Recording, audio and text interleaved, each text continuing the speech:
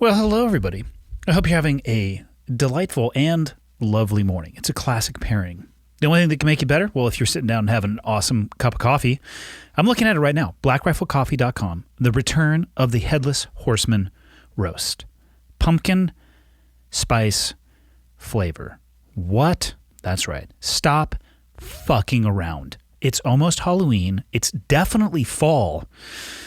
If you're a fan of pumpkins and Halloween and fall, yep, the trio, then why aren't you already ordering this? I've actually had some. It's delightful. I'm not a huge fan, actually, of pumpkin spice when it comes to drip coffee. I'd like it when it comes to cold brew, but guess what? You can make a cold brew with this roast as well. I'm getting totally off topic. If you like coffee, though, and you want to support an amazing brand with people that I deeply appreciate and I consider to be very close friends, I cannot recommend enough blackriflecoffee.com. And if you don't want to, then I would say don't.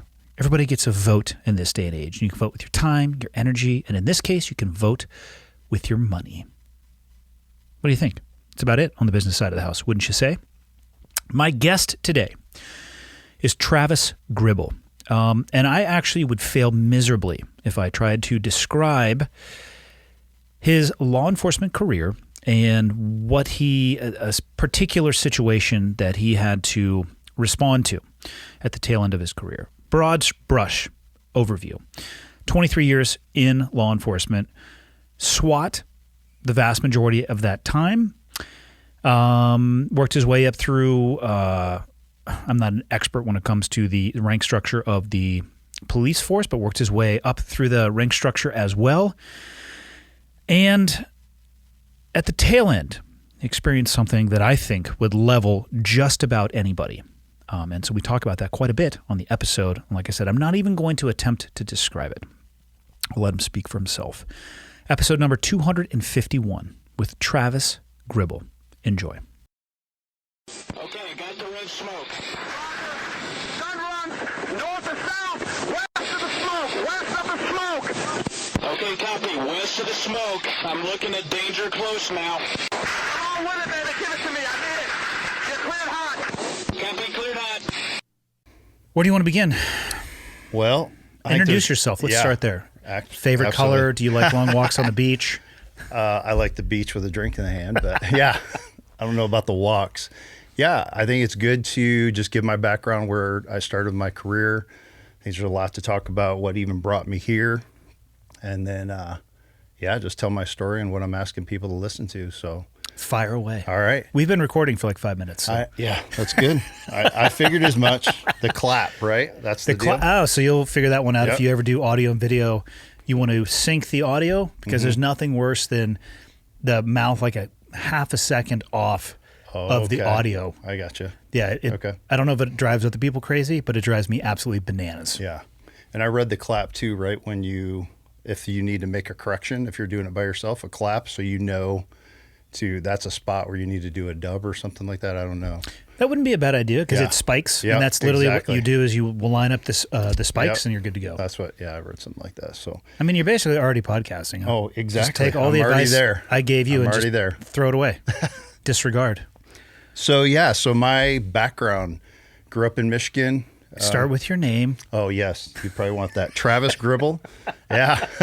Retired sergeant out of Mesa PD in Arizona, just outside of Phoenix. City about 510,000. Is it that big? Mm-hmm. Oh, shit. Yeah, I mean, Phoenix is growing. Last I heard before, I guess whatever's going on in the market, there's like 60,000 people moving into the valley every month. I mean, just nuts. So, but I think that's slowing down now. So retired out of there this year. We had about 850 officers. It's in decline right now because we can't recruit enough. But yeah, that's where I came from, where I retired from. So Michigan, grew up in Michigan, kind of like every other small town, played football, played baseball. Always wanted to be a police officer as long as I can remember. And then fortunately, when I turned 18, my parents went through a divorce. My mom and I moved into an apartment, and there was an officer next door in the neighboring apartment. He kind of mentored me. So started doing ride-alongs with him and just got the itch even more. So that's where my path took off. In Michigan, this was early 1990s. Back then, affirmative action was in full force. So being a white male was definitely hard to get a job. So you would put yourself through community college, and then you'd actually pay your way to go through the academy. They charged you to go They to the charged academy. me to go to the academy. So What was the ticket price on that? I think back then it was about $4,500. Okay. So, and that was difficult because you'd see people that were getting sponsored in my academy by larger agencies, and I'm sitting there paying my way, but it's just what you did. So went through the academy and got out, and I started, and this is laughable at times when I think about it, but I started for a very small PD the day after I graduated. So Like in a car by yourself? So this is funny. So how it works is in Michigan, and it's probably like this in other states, when you graduate from the academy, you're called what's certifiable, which sounds funny, but you don't get your actual law enforcement certification till you are sworn in with a PD. So you take whatever job you can get. So these small agencies, 1 square mile, they come around trying to hire part-time guys. I got paid a whole whopping $6 an hour. So, I mean, it's almost, yeah, back then I would have done it for free. Now I look back and I'm like, you were an idiot. Like, what in the world? But it's what you did to get your career going. Hold on, what year was this? 1996. $6 an hour. $6 an hour. Yeah. Carrying a gun for $6 Carrying an a hour. gun. Mm-hmm. And so you ask, did they just throw you the keys? Like, no shit, that's what happens. Show up, find some uniforms in this box in a back room that kind of fit. You buy your own gun, all that kind of stuff. And literally come in the first night, they throw me some keys to an unmarked car and say, we're having dope, sold out of this local bar, shithole bar. Hey, go run surveillance. I'm like, what the fuck is going on? But then you think, hey, this is great. Like, I'm already doing narcotics. Well, you quickly find out that's stupid, right? I have so many questions. Oh, go ahead. Yeah. I mean, How long was the academy? so academy was 16 weeks long, and it was 40 plus hours a week. You didn't sleep there, but I mean, Yeah. it was showing up 5 o'clock in the morning till the end of the day. I feel like you didn't know enough about being a cop to be on your own. Absolutely not. Yeah, absolutely not. I mean, I'm a big, now I don't know what it's like in Montana. I've only lived here for 7 months, but in Arizona, you can become an officer at 21. Like, that is young. I actually think it's 21 here as well. Is it? As I look back now and what I know, like what I was like at 21, like I was a knucklehead. The maturity level wasn't there to be taking away people's freedom, in my opinion, but I mean, it's what we have to do. I would see throughout the course of my career as I promoted that the guys who came in and gals that succeeded, they had some life experience, whether it was through the military or they had worked another career and decided, hey, I want to become an officer. Those are the people that seem like they really succeeded. Not that I haven't seen it the other way, but in general, I like someone with some life experience. Yeah, you guys don't seem to interface with people having their best day. Yeah. Having a few more laps around the sun could probably round the edges. On some of that. Exactly, for sure, because you just become mature. You understand people are having a bad day, and you don't have to always kick them in the ass when they're having a bad day. Sometimes you can just, coach, counsel them and say, hey, be on your way, no speeding ticket, or maybe I don't have to charge you today. Obviously, there's some things you have to. I was going to ask, how much discretion do you have? I think it depends on the department, I mean, back in Mesa, we went through phases where it was like zero tolerance. We are hammering. If you have a high crime area, like those are the areas where like you just don't let up. Like even the little things, minor warrants, you're taking everyone to jail because those people are probably later in the day going to cause you problems, or the people that are trying to just live their life are going to be affected by them. And then there's other times where it's like, yeah, total discretion. Different units, like DUI units, like we had big motor units. When they're out enforcing that, I mean, everybody's going to jail. You're going to pay a price. Yeah. Because it needed to be done. So. I have a buddy who will remain nameless up here, who's a sheriff. Mm-hmm. I don't know if he knows how to write a ticket. Okay. Maybe not. Maybe not. Yeah. And I got in the latter part of my career, well, actually probably once I came to Mesa. See, back in Michigan, everybody had radars in their cars. You're pulling people over for speeding because he unplugged his. Yes, exactly. Yeah, because you don't have the call volume, so you're going to do this different stuff. But when you come to Mesa, you're going call to call to call, and I don't really give a shit about people speeding. Our motor units, that's what they're going to do. They're going to be out there enforcing that stuff. The texting and driving one gets me because you fuckers are typing on computers. I knew you're going to. I've heard you say this before, and I'm like, watch him frickin' bring this shit up. And you're right. I watched. They're literally, I have a truck that's higher than most of the police cars. They're knee driving while they're over here typing. Yeah. I'm like, you motherfucker. Yeah. If you pull me over, first of all, I'm not going to say anything. I'm just going to eat the ticket because I don't want to be an asshole. Yeah. But I saw you, you son of a bitch. And I don't know what it's like here, but in Mesa, it's against policy. I'm but sure they ask you guys to pull they you know over. we did it, you know, because if I get, we call them hot calls where it's someone's life's in danger, domestic isn't, occurring right now, we're flying. I'm not going to pull over the side of the road, read call comments, and decide what I'm going to do. You just do it. And have we had people get in accidents while they're doing it? Yep. And they're going to get, whether it's a counseling memo or if they've had multiple, you may get, a day off, whatever it may be. So it is against policy, but we still do it because it's just how the job goes. I just think you shouldn't pull anybody over for texting and driving. You know what the worst one was? I won't say the agency in the Valley, literally a motor. So a guy on a bike, because we have lots of those back in the Valley. Someone films and he's in the HOV lane. Do you guys have those here? I don't think you do. It's I haven't encountered one in Montana. Motorcycle. Yeah, you know what HOV. I'm from California. Yeah.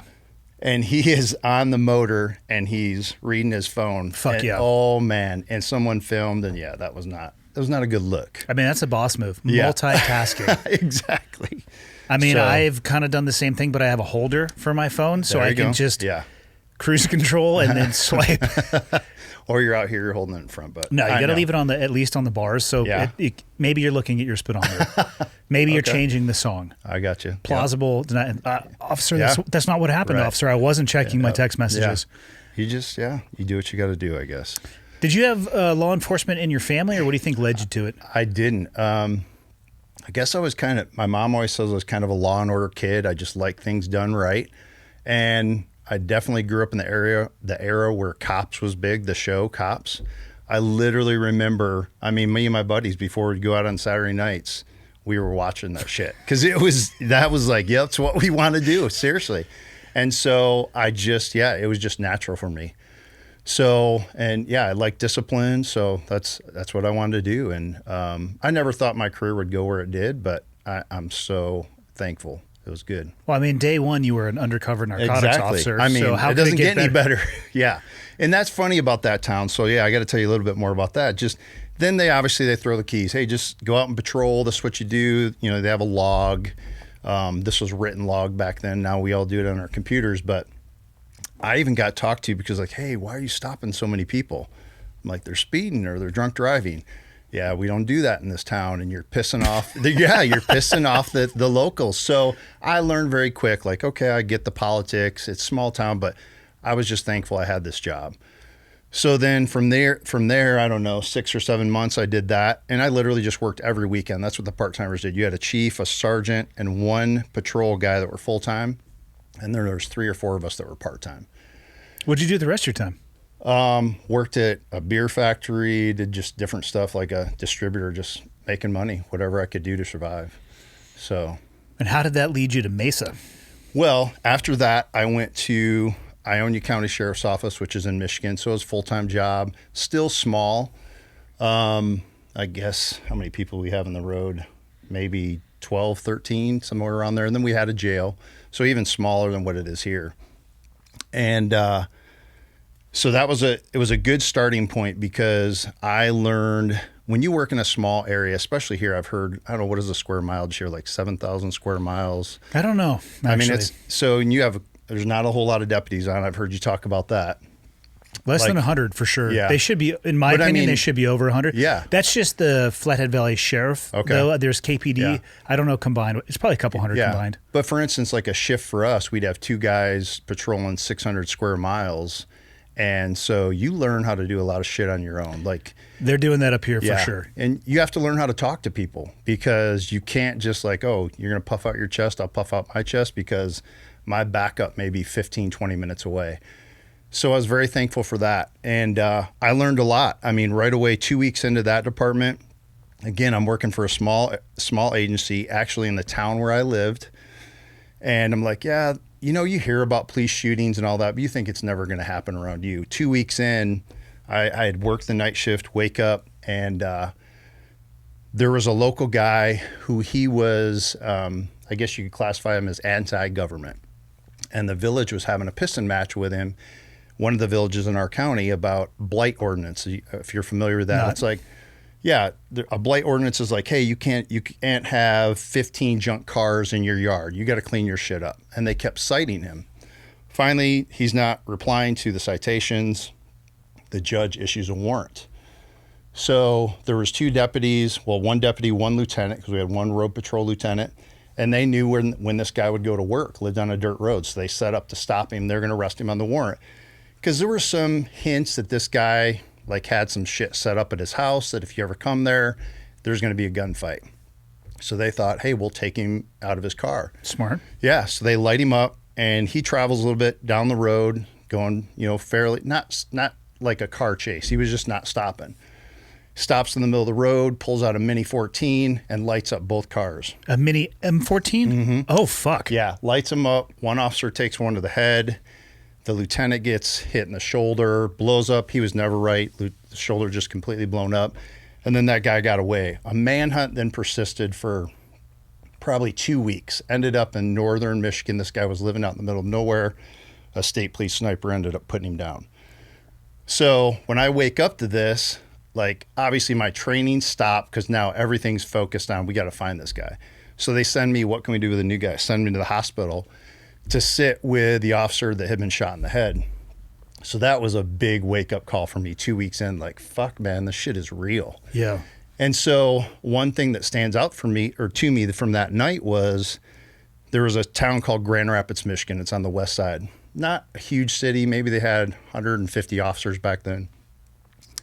An officer comes to pay his respects because it was not looking good. And he sits there and chats with me. He's like, hey, you know, everyone always thinks like the big city is the place where the shit goes down. It's so dangerous for us. But he said, when I go to calls, I've got 3 or 4 guys backing me up.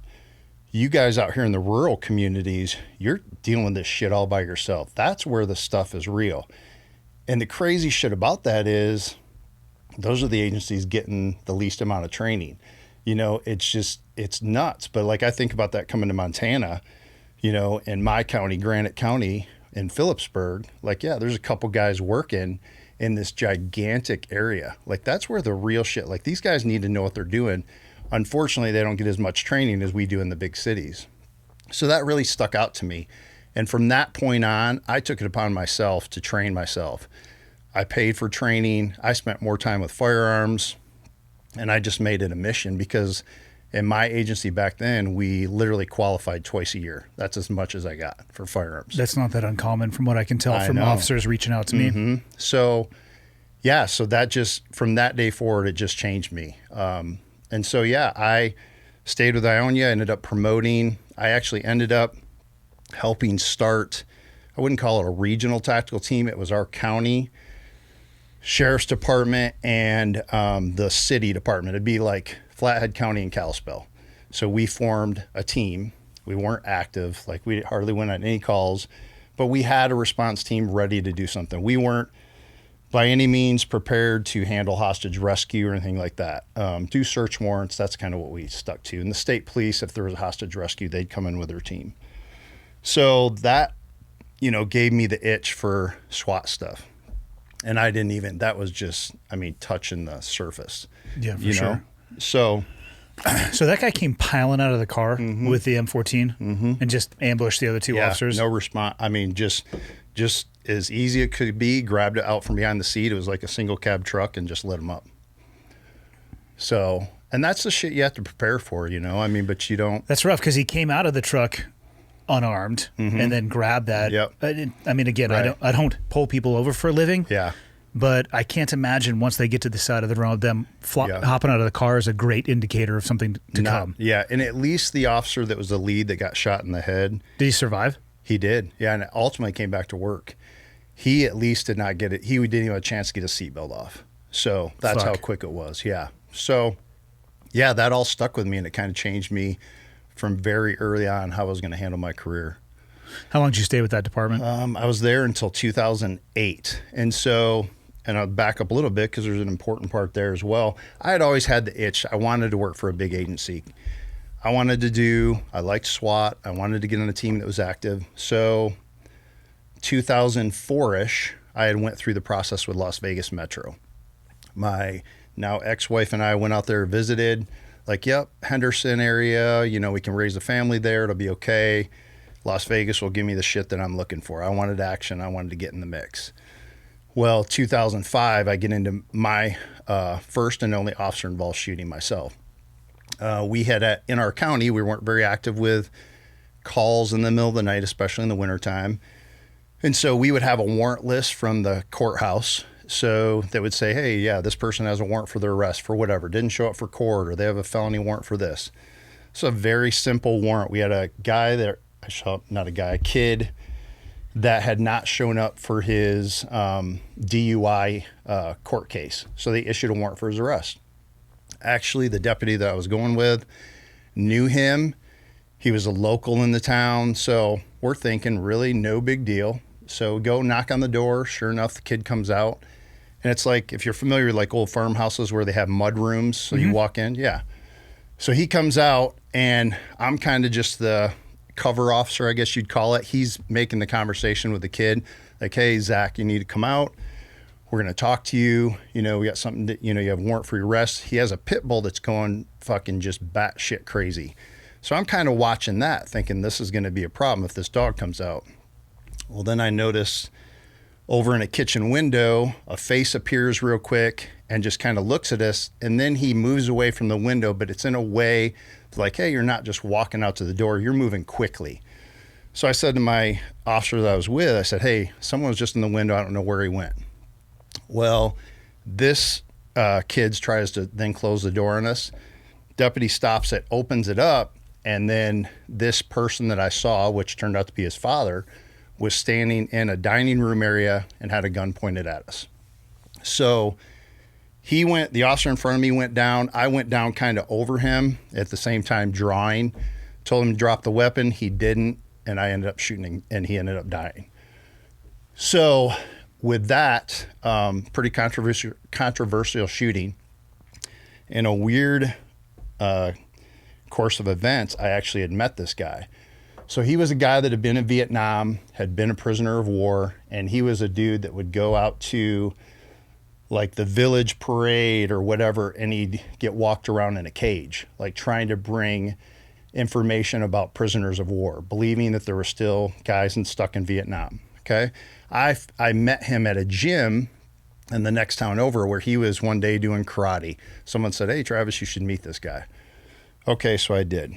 Well, ultimately, obviously we couldn't talk to him, but he was legally deaf, legally blind, takes major amount of sleeping pills, probably didn't even know who I was, whatever. There had been other incidents of him getting up like that, even pulling a gun on his son. Well, so everything's good, right? I'm thinking, oh yeah, that's good. I get cleared. I think I was in 7 days. The county prosecutor said, yep, good shoot. He's all good to go. Go back to work. Well, then of course the civil suit comes. And does that come to you or to the department? It comes to both. Yeah. Okay. So we're both served. And so they sue the county, they sue me, and the sheriff's department and my bosses, training bosses, all that stuff. Well, the son gave a total lie about what happened. He said that we had pushed in the house. And to me, right from the beginning, it was pretty clear, like, this is easy to prove because my shell casings were actually in the mudroom, and a couple of them were stuck in a shoe. Like, they had shot out from my Glock and they landed a shoe. I'm like, oh, this is easy. Like, I'm obviously not in the house. We're right where we said we were. Well, it's not that easy. So we spent the next 5 fucking years going through civil stuff to the point where we were going to go to trial. I had already lateraled to Mesa, and I'm still flying back for depositions. And at first I'm thinking, yeah, the county attorney, everyone's going to be like, yeah, we're taking this to trial. The problem is that I've learned, and as you become mature as an officer, it's business. So When the insurance companies look at this, they said, yeah, we can take this to trial. But in a civil suit, it only has to be 51% saying that, yep, they're liable. And who fucking knows what they're going to say they have to pay. So they ended up settling for $3 million. And so at first, like, that's some shit. Like, you're like, motherfucker, like, I did what I was supposed to, and you're going to pay them $3 million. But as you go throughout your career and you see this happen time and time again, you just realize it's business. And Who actually pays that? the county does. Yeah. Like, they were self-insured, so they had to come up with $3 million. Damn. So it's shitty. And you know, but it also gave me a ton of experience, because when I got to Mesa and I promoted, some of my younger officers were getting sued for whatever use of force. And I could tell them, like, hey man, I've been through this. I know what it's like. It's easy to say someone's judging me, but like, you're good, man. This is just business. Like, the city attorneys are going to say whether we're going to fight this or not. And it has nothing to do with the facts. It really doesn't. Because I mean, we see this across the country, that it really doesn't matter about the facts. If you get a jury in there that decides that, like, nope, we don't agree with this, even though you were all good to go, the law was followed, they still can award people. So it doesn't matter.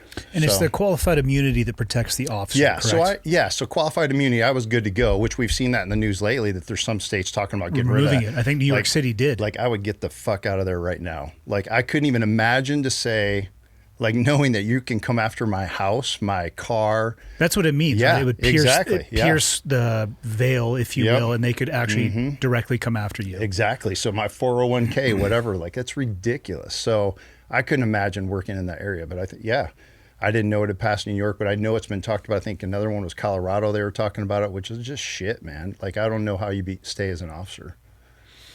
I also wonder where those conversations begin.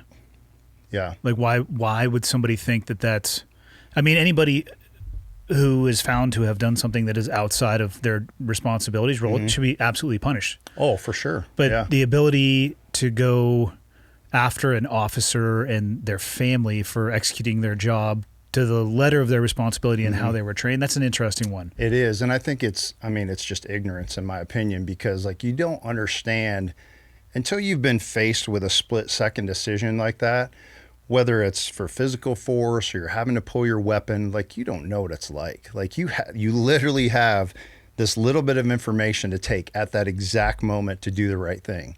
And sometimes guys are going to make mistakes. I mean, it is what it is, you know? So as long as it wasn't, egregious, we've seen that across the country where, we're the first ones, like, fuck that guy. He needs to go to jail. Like, you just made my job so much harder, because I know tonight I'm going to go out on shift and not even in your city and dealing with the shit that you did. Like, we don't put up with it. Well, like you were saying at the beginning, Mesa is losing officers. And do you think it's because of reasons like that? Yeah, I think it's a lot of it. When everything happened with COVID, BLM, all that stuff, you saw a change in attitude to where it literally became, because we were when I came to Mesa, so I came to Mesa in 2008. And like I said, I was looking for action. So as soon as I got done with my training program and I could bid to where I wanted to go, I went to Central Graves, which was the heart of the city, and that's where the shit went down. I mean, the other districts were busy too, but just this was where you had the prostitutes, the drugs, the hardcore crimes. Like, that's where I wanted to work. And we were proactive. I mean, I worked with a crew that, like, every night we came in and we're like, okay, let's go to work. We're taking bad people to jail. Like, and to be honest with you, at times we're like, I don't even give a shit about misdemeanors. We got enough felonies going around. Let's go attack this. And literally because we wanted to protect the city. So that was the attitude when I came in. Now, and I've heard people talk about, like, oh, you still have to be so proactive. And I think you should, but I think there's also, we have to understand, you now know as an officer, you are one call away from someone that has no idea what you do. Look at, like Darby, saying you did something wrong, and whether your face is on the news, maybe you don't even get charged, but your life is completely changed, or you end up in prison, So those are, I think it's something we have to look at, right? And I know that administrations are trying to say, no, we're going to back you. But I think once you see so many things, like, it just gives you pause. The younger officers, I think they're a little bit more, they can, like, push it off. But as you get a salty guy that's been around for a long time and maybe they've been disciplined a couple times and now this new thing, it gives you pause to say, I don't know if it's worth it right now. So, Which I don't think you want that in the headspace of the officers responding. Not at all. I mean, like my wife, you know, she left when I retired. She worked in Seattle and then Mesa. So As an officer? As an officer, yeah. And a detective, she did internet crimes against children. So she's been in the shit too. But, you know, when we would talk at the end, like, man, like, is it worth me going out there and being proactive to know that I'm going to get into some shit? And I'm not saying whether it's right or wrong. I'm saying those are questions being asked. You know, I want my PDs to be active, but the bigger cities, we're seeing it. You know, her friends that are still in Seattle, I mean, that's completely changed there. I mean, just, you know, I've been there one time with her to visit, and it was right before all the stuff happened with BLM. And we were literally enjoying these neighborhoods where it is just now boarded up, terrible, crime is rampant. And I don't think we want that, right? I mean, well, how do you unwind from that? I don't know, man. I don't. I keep saying that we're going to have a reset, but I don't know. I mean, we're going to. I don't know what it looks like. And who's going to do the resetting? Yeah. Does it take the politicians coming back to say we go back to what it was in the 90s where we had all the major gang problems where just everyone's going to jail and we just come hardcore into it? I don't know. I think we have to relook at law enforcement and what we're going to do, especially in the big cities. Like I've heard you talk to guys here from Flathead County. It sounds like they're doing good things and it sounds like people want to come up here. Then I was just talking to a former deputy and they were saying, yeah, people want to come here, but the housing pricing is so crazy. Especially in comparison to what they're going to pay you. Yeah, that's the thing. How do you afford to live here? Like you have officers that want to come work. Yeah, so yeah. I don't know what the answer is, man. I wish I had them. Yeah, I think the housing market here has gotten a little bit out of control. I do think a correction will come at some point, and maybe it'll make it a little bit more affordable. Mm-hmm. But a big city officer wanting to come here better wrap their head around the idea of $40,000 a year. For sure. I mean, yeah, because I'll tell you, man, in like Mesa and my wife in Seattle, I mean, we're 6 figures. Yeah. Like that's what we're doing with, like my best years were pretty good. My last as a team leader with the team, you know, we made good money. Is some of that based off of overtime though? Oh yeah. So we would get, you know, I hate to say this because some teams are probably like, what is that? But we got standby pay. So I got 1 week a month, or every 3 weeks, we would get standby pay. So we got an extra 10 hours straight time just to be available to respond within 30 minutes. And we could even get more than that because, yeah, hey, these guys are going on vacation. We need to fill this squad. So we have a squad. So, yeah, overtime, standby pay, pretty good stuff. So how was the shift for you when you actually landed at Mesa? Yeah. Man, it was good. Like I said, I knew they had a pretty active SWAT team. Back then it was part-time. So, and the squad that I went with, Central Graves, there was a lot of young SWAT guys. Because back then there was a collateral duty, meaning you worked someplace else and you also did SWAT. You had your shit in your car basically. And Yep, exactly. So you were doing patrol, but then if a search warrant came up, barricade, hostage rescue, you're going to do that stuff.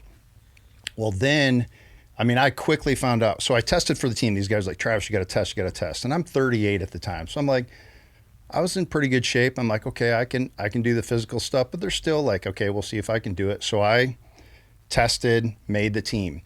Well, as soon as I get on the team, I mean, we're active as shit. Back then we have like 40 guys, but we're doing search warrants all the time, get called up for barricades. And when you're a new guy, you go to everything. You're trying to get as much experience as you can. So you're never sleeping. You're just constantly active. But you would hear shit from like the patrol lieutenants and patrol commanders, like these effing SWAT guys are never here, blah, blah, blah. So we're like, yeah, sorry, I'm getting called out, right? I've heard that you're either SWAT or you're not. Oh, man. Don't even get me started on this. Because, man, we get so much. I watched a documentary about it. I know. I think it was called SWAT. Yeah. I believe Colin Farrell was the head of that documentary. Yeah, I know. It's so funny because it's like that. Sometimes you have to shoot the hostage, Travis. Oh, yeah. It was only in the trap. It was only in the trap. I know. Yeah, that would get me, I'm sorry, turn in your shit. You're out of here. You think? Yeah. You think? But, man, I'm sure SWAT teams across the country get it, that you're a necessary evil, but everyone else in the department pretty much doesn't like you. Because you get the best training in the world. I mean, we're constantly doing training, going to trainings, going to conferences. And then, patrol guys get a good barricade with an asshole suspect. And they're like, cool, we get to do this. And then their patrol lieutenant says, nope, call SWAT. And then we have to walk up, tap the guy on the shoulder, say, hey, man, I got to take over your position. And they're like, fuck you, dude. But I'm sorry, I'm just being told what to do. So there's that shit. But so I tested, and all this stuff's going on. Well, we had a SWAT commander at that point, and he was good to go do, but he wrote up a proposal like, hey, the team needs to go full time. This is getting ridiculous. They can't, fulfill their patrol duties or whatever other duties they have anyways. And lo and behold, it was kind of like, as it was told to us, the commanders are like, yeah, fucking have them. We don't like it, but yeah, just have them.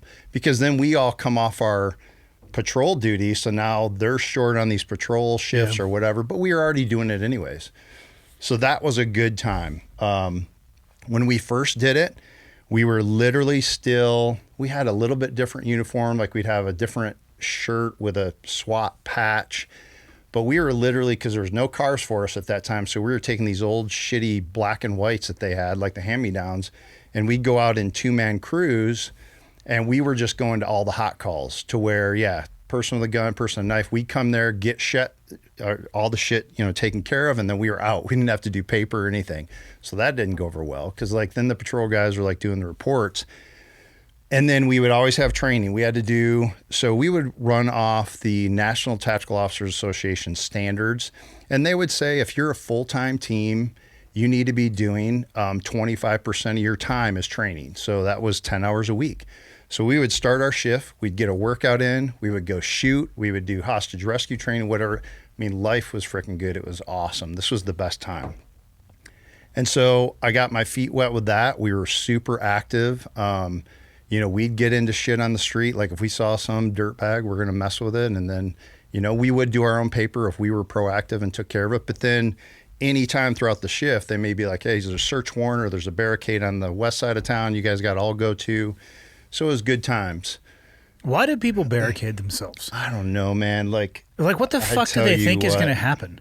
And it's so funny because some of the most badass barricades I've had have been females. Really? That they can eat gas like I've never, son of a bitch. Like you think, okay, we just loaded half the house with gas and they're still in there motherfucking us or doing whatever. It's just crazy. And then the dipshits that think they're going to hide and get in the attic. So there's go up in the insulation. Well, there's one story that apparently long before my time, I guess the team missed a person in the attic. Well, since then, if we think you're in there, we're cutting ceilings out, we're doing whatever. We will find you in the attic. And yeah, it was pretty good stuff. But it would amaze me, what does this dumbass think they're going to do? But some of it came, and I didn't understand it because I never worked gangs or anything like that. But some of our detectives would say, if they can then go to prison and say that, yeah, look what Mesa SWAT had to do as us, that gives them a little bit of... It's a little chip. Yeah, oh, man, you're a badass. So some of that's I'm not going down easy. They know they're going to jail eventually. They'll take dog bites, whatever it may be. But I was going to say, as soon as you're, the house is surrounded, you're kind of proper fucked. Yeah, you're not going anywhere. It's a timer until... And then, the gas is not awesome. No, When in our SWAT school, you have to go through the gas house. Yeah, you got to have the exposure before you expose other people. It's hilarious to watch some people, but yeah, it sucks. So you're telling me that there would be women in there just eating canisters of that? Come get some, motherfucker? Those have been some of those badass barricades I've ever had. And you'll see some big ass dude, you'll be doing, let's say we're going to a warrant brief, oh, this guy looks like a gamer. He's badass. And maybe he'll hold up for a little bit and you'll shoot one little round. He'll come out crying okay. And you're like, hey, asshole, I thought you were going to be a good fight here, But so it is what it is. But yeah, so it was good. I did, I was with the team full time. I had a really good mentor team leader that he was actually, he was with 19 Special Forces. I think they're in Ogden, Utah, that did the National Guard stuff. Fuck if I know, man. I get so lost in the numbers and acronyms and shit. So he did some time in Iraq and stuff when things were kicking off after 9/11. This dude, he brought a lot of the military stuff in. He really mentored me.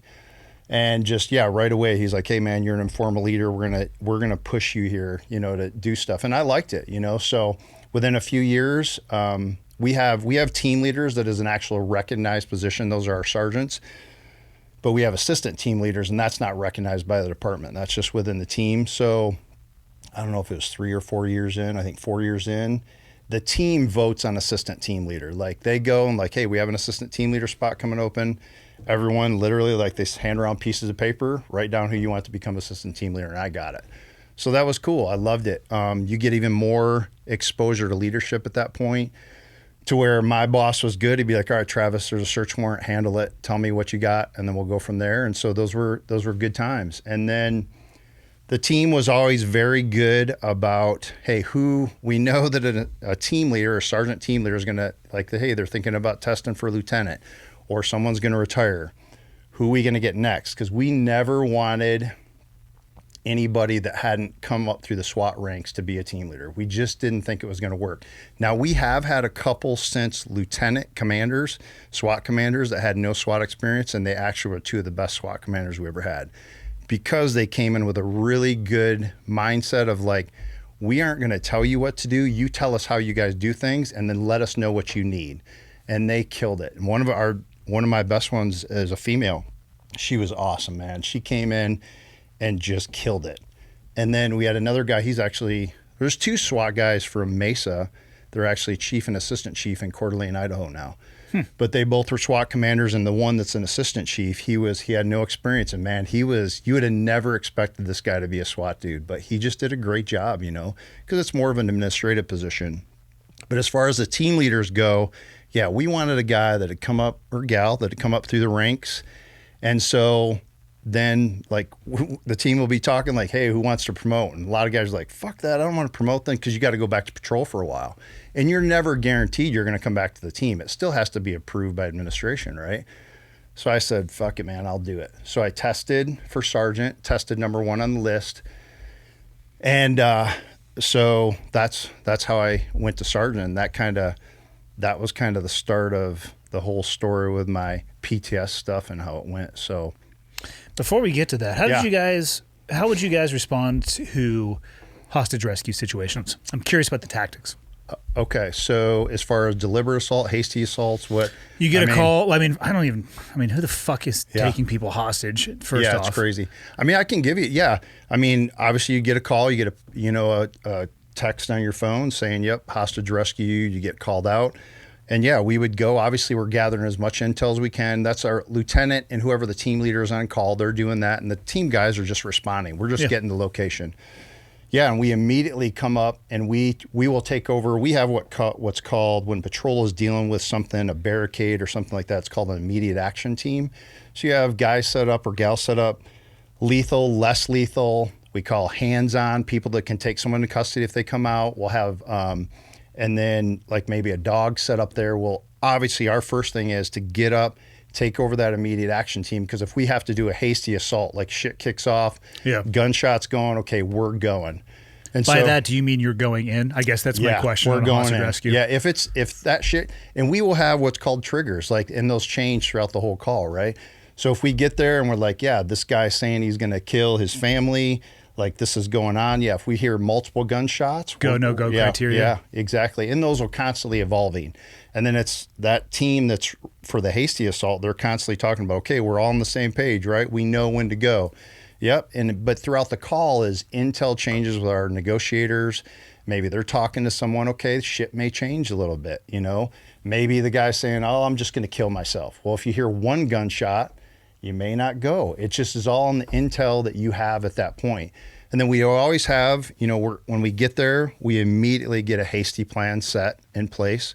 And then we start working on the deliberate plan. Like, hey, if we're going to do an explosive breach, like where we're going to go. And if he gives us a countdown, yep, in 5 minutes, I'm killing my whole family. Okay, we've got the charges set. This is where we're going in. This is secondary point of entry, all that.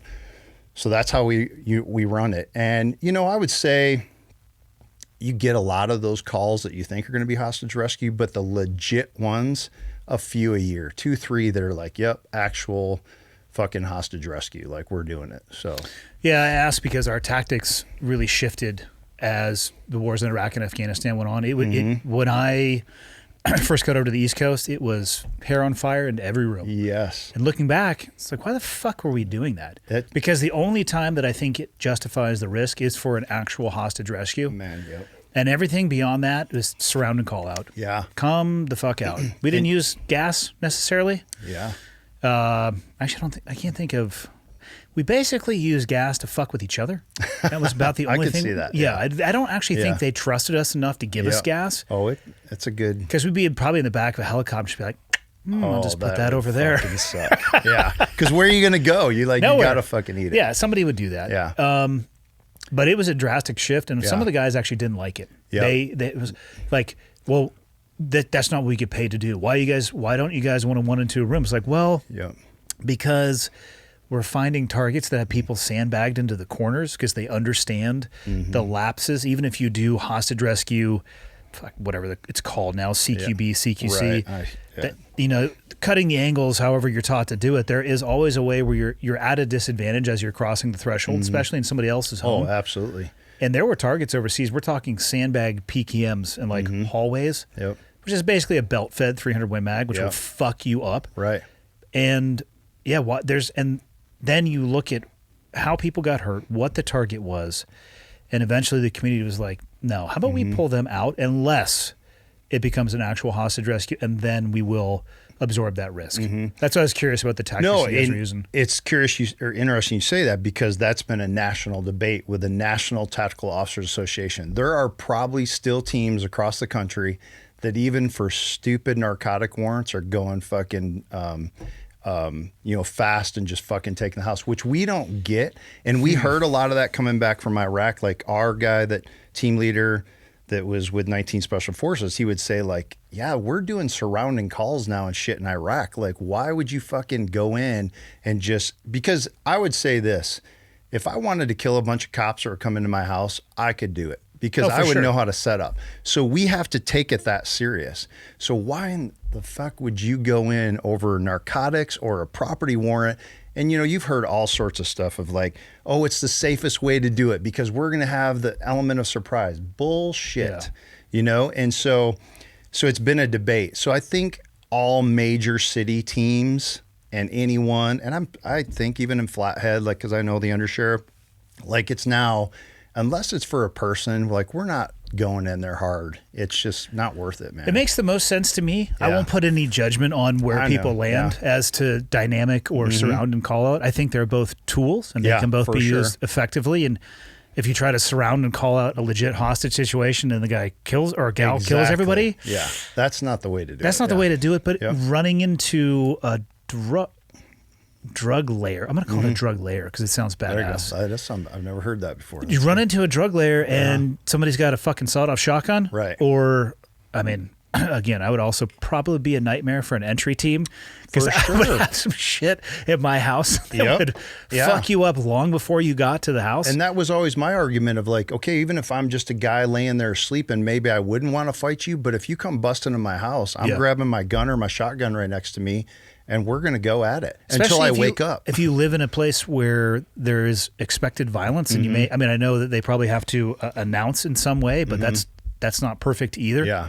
So, and I don't, like you say, you don't judge because we were very fortunate with Mesa. We had armored vehicles, so we could sit there behind our cars. But smaller teams, I've heard like we're rolling up in pickup trucks. So for us to do a surrounding call, like it sucks. So I get it, but at least for us, that's what we adopted. And most major city teams that I worked around or we trained with, like Phoenix and stuff, that's what they've now went to. Yeah, again, it used the right tool for the right job. Absolutely. In hindsight, I think guys just wanted to get some. Oh, yeah, because that's the most fun, definitely. Well, we also didn't know any better. Right. And we hadn't actually faced a real enemy for a really long time. Yeah, I've heard you say that, yeah. Yeah, and then it's like, oh, interesting. Perhaps our enemy is doing an after-action review when we leave, just like we do when we get back to base. And nowadays, it's even getting worse. I mean, this had something in Phoenix a couple nights ago. A couple officers got shot, but the suspect comes out with a helmet on, plate carrier, and he's coming out and he shot both officers. They're non-life-threatening, so that's good, but he had explosives set up, all that. He ultimately took his own life. But these are what was his background? I don't even know. He's in a hotel. I just read it in the paper of like, holy shit, man. Like, I mean, this equipment is around. There's so much, like you said, the training that's available to people or just shit, the stuff you watch on whatever, social media or the internet showing people how to do stuff. So you don't have to be that trained to be a really big problem. Oh, absolutely. Yeah. And we'd always talk about, I mean, unfortunately, when officers get in shootings, the hit percentage is pretty damn low. Oh, it's super high. It's at least several points. 7%. It's crazy. And then these suspects, like, how in the hell did you just hit 5 officers sitting here and like you have no training? It's nuts how that all works. So did you happen to watch and I'm not recommending anybody watch this footage because it's out there, the grocery store shooter? yes, I did. I usually watch them all. Yeah. That guy rolled out of that car ready to get after it. For sure. And again, it's an example of you don't have to know that much to really, really be a problem and do a lot of damage. Yep. Because he was doing some things that when I was like, oh, interesting. Yeah. I don't know if you've been going to class. I don't know if you've been watching some stuff or your brain is so fucked up you think you're playing real life Call of Duty. Right. But okay. Yeah. Like that guy's going to be a problem. Yeah. And there's people like that all over the place. And that's what I always would say. We have to train for that. We have to expect that that's what the bad guy is going to be like. If they're not, they're not. But if, So speaking of that, what are your thoughts on Olvady, Texas? Oh man. I've heard you and Glover talking about it, and Glover is very direct. Oh, he is, man. I tell you what. So when I heard that come out, and at first I was like, probably a lot of officers, I was like, man, this doesn't seem right, but you don't want to judge it first. But as the days go on and the more, little more shit's getting released, I'm like, it's starting to make me sick. First of all, when I heard it, I'm like, fuck, I want to be there. Because obviously I don't want to see that shit. But, if you been doing those types of things, like if that call kicks out, I want to be there. Like you almost feel guilty. Fuck, I wish I could have been there. Yeah. But I just don't understand how there wasn't at least one hard charger in that entire group that didn't say, fuck this. I don't care if you fire me when I'm done. I'm going in. And I know the one guy who kept trying to go in, he had a Glock, right? Pistol and the guys with the carbines, but it's sickening, man. Like, and I do follow a lot of the police posts and everything, and it's been pretty brutal. These guys really messed up, and in my opinion, but the culture, like I don't understand what the culture is there.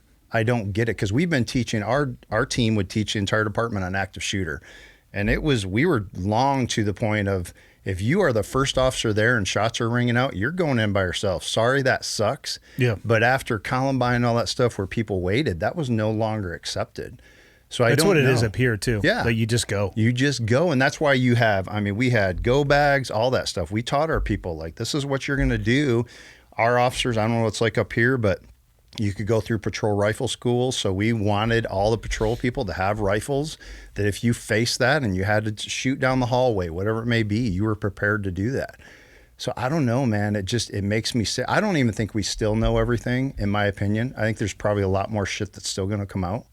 What do you think will be the end result of that? Do you think there'll be a drastic change in policy or personnel at that police department? This may sound drastic, but I'd say dissolve the department and start over. Really? Yeah. And it's happened before, and I bring this up. So like in Flint, Michigan, they dissolved that department and state police took over for a while because it was so fucked up. What led to that? Just a lot of corruption, different shit, lack of training, all that. And then they built it back up. Like, I don't know how, and I'm not saying that officers that are currently working there can't come back there and be officers, but I think you start from scratch because it's got to be something in the culture there and the training. Even though I heard, like, isn't there a training real close by? Glover was saying, like, for school shooting stuff that they'd even been through. Like, how the fuck do you guys just go through that training? Because it was recent and still behave this way. I don't get it. I agree with you. I don't think we know everything yet. What sucks is it seems to be as the information comes out, it's not painting a better picture. No, actually, it gets worse every time something new comes out. And this bullshit, yeah. Yes, ultimately it falls. That chief sounds like he's an idiot. It's just this is my opinion. But again, I don't care if I had a chief of a department my size, and if he was run something like that and we had that going on, I'd be like, okay, I'll give you my equipment when I'm done, but I'm going to go take care of this problem right now. So that's what I don't understand. So I think there's more to the story. And maybe it'll come out that will be like, oh, that makes a little bit more sense. But still, those guys are right at the end of the hallway, that intersection. Holy shit, man. Like it makes me nauseous. Like Like physically, I just can't even imagine. I don't know. Yeah, easy to Monday morning. It is. Quarterback, Yeah. for sure. I try to give it as much grace as possible. Yep. I think Glover does too. But at some point, if it walks like a duck and it sounds like a duck, we might be better off just saying it's a duck. And I've read some of the comments, and you hear us on some of the posts I follow, and they're like, "How dare you say this about officers? You guys, the community already hates us." Like, sorry, man. Like, just because we're brothers and sisters in blue doesn't mean I'm not going to call you out for your bullshit. It's the only way to maintain your integrity, exactly. actually. If we were all to say, oh, yeah, whatever, there must have been a reason, and just turn our backs, like, there's no integrity in that. Like, we have to call that shit out. Yeah, I agree. So you were saying that when you went back to patrol was the beginning of your story and struggle with post-traumatic stress. You weren't dealing with any of that on SWAT or anything that had happened before? So this is the deal, man. Like, before, I've seen a lot of shit in my career. That at times I would literally say to myself, like, man, should I be more fucked up? Like, I mean, literally, like, especially, and again, I go back to these smaller agencies. Like, when you're working in a small town like Michigan, like, you're literally going to suicides where you know that person. You'll see their family for years. You drive by the same house all the time. And that's difficult, man. But I would like, okay, and I do have a belief in God. And I'm like, okay, God must be protecting my head. Like, I'm okay here. And I would then, people that would cut out, like, say, oh, I'm dealing with this call, I'd be like, come on, man. Like, I wouldn't make fun of them, but I would be like, oh, that's bullshit. Like, I'm dealing with it. You want to talk about shit I've seen? Let's have a conversation. Your shit isn't as big, or whatever it may be. So that was my mentality. And so I was just hard charging. Like, I kind of I fed off of it, I think. And which isn't uncommon. No. Yeah. And I think I thought I was pretty fucking cocky, I guess, about this shit, I don't need help. And the first time that I ever had any care was when, after my shooting. There was mandated, you have to go do the stupid, go see a therapist. And, you go up there like, okay, yep, I'm sleeping, which I don't remember if I was or not. Yep, I don't drink too much. Yep, all that stuff. Yep, send me back to the street. I'm ready to go. Yep, you're good. Head back. You're all good to go. So that was my first time. And I was like, yeah, this is just a fucking joke. It's a formality. I don't care. So pull that microphone up just in front of your mouth. Just a little bit. There you go. Yep. So Jesus, don't get crazy with that. I know. I'm just saying, keep it in front of you. Don't have to put it in your mouth, Travis. I know. I don't know. Jesus, falling back on bad habits. All right. Yeah. I'm not saying it has to touch your tonsils. You can save that for later. After the show stuff. All right. So that's kind of what my mentality was. Definitely had seen stuff, kids killed in car accidents, people I knew pulled them out of cars that cracked skulls, whatever. I'm like, okay, it's just another fucking day. Didn't faze you? I didn't think it did. Yeah, it didn't. I mean, I was still, definitely after my shooting, I got pretty, so remember that officer I was telling you about that was my mentor kind of when I was 18? Yeah. So after I got my shooting, he called me, he said, welcome to the club. And I was like, what the fuck do you mean, welcome to the club? He's like, man, it's not a good club, it's not a bad club, but it's just a club because in the numbers of officers that are across the United States, it's a very low percentage of actually getting an officer-involved shooting. He said, it's going to change you for the rest of your life. And it did in a way where, like, you just kind of get a little bit jaded. And then you go through the civil suit of like, how dare you sit here for freaking years trying to tell me that I did something wrong in a split-second decision. So it does change you. But it wasn't affecting my career to where, like, I could sleep. I could, have normal relationships, all that kind of stuff. It didn't seem to be affecting me. So even when you were dealing with the volume of SWAT calls as well, back when you were in Mesa? Back then, man,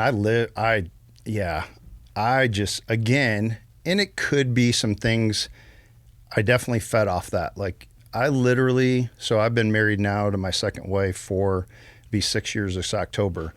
And until I went off on leave from the shit from PTS, that was the first time I'd ever went on vacation, didn't take my work phone.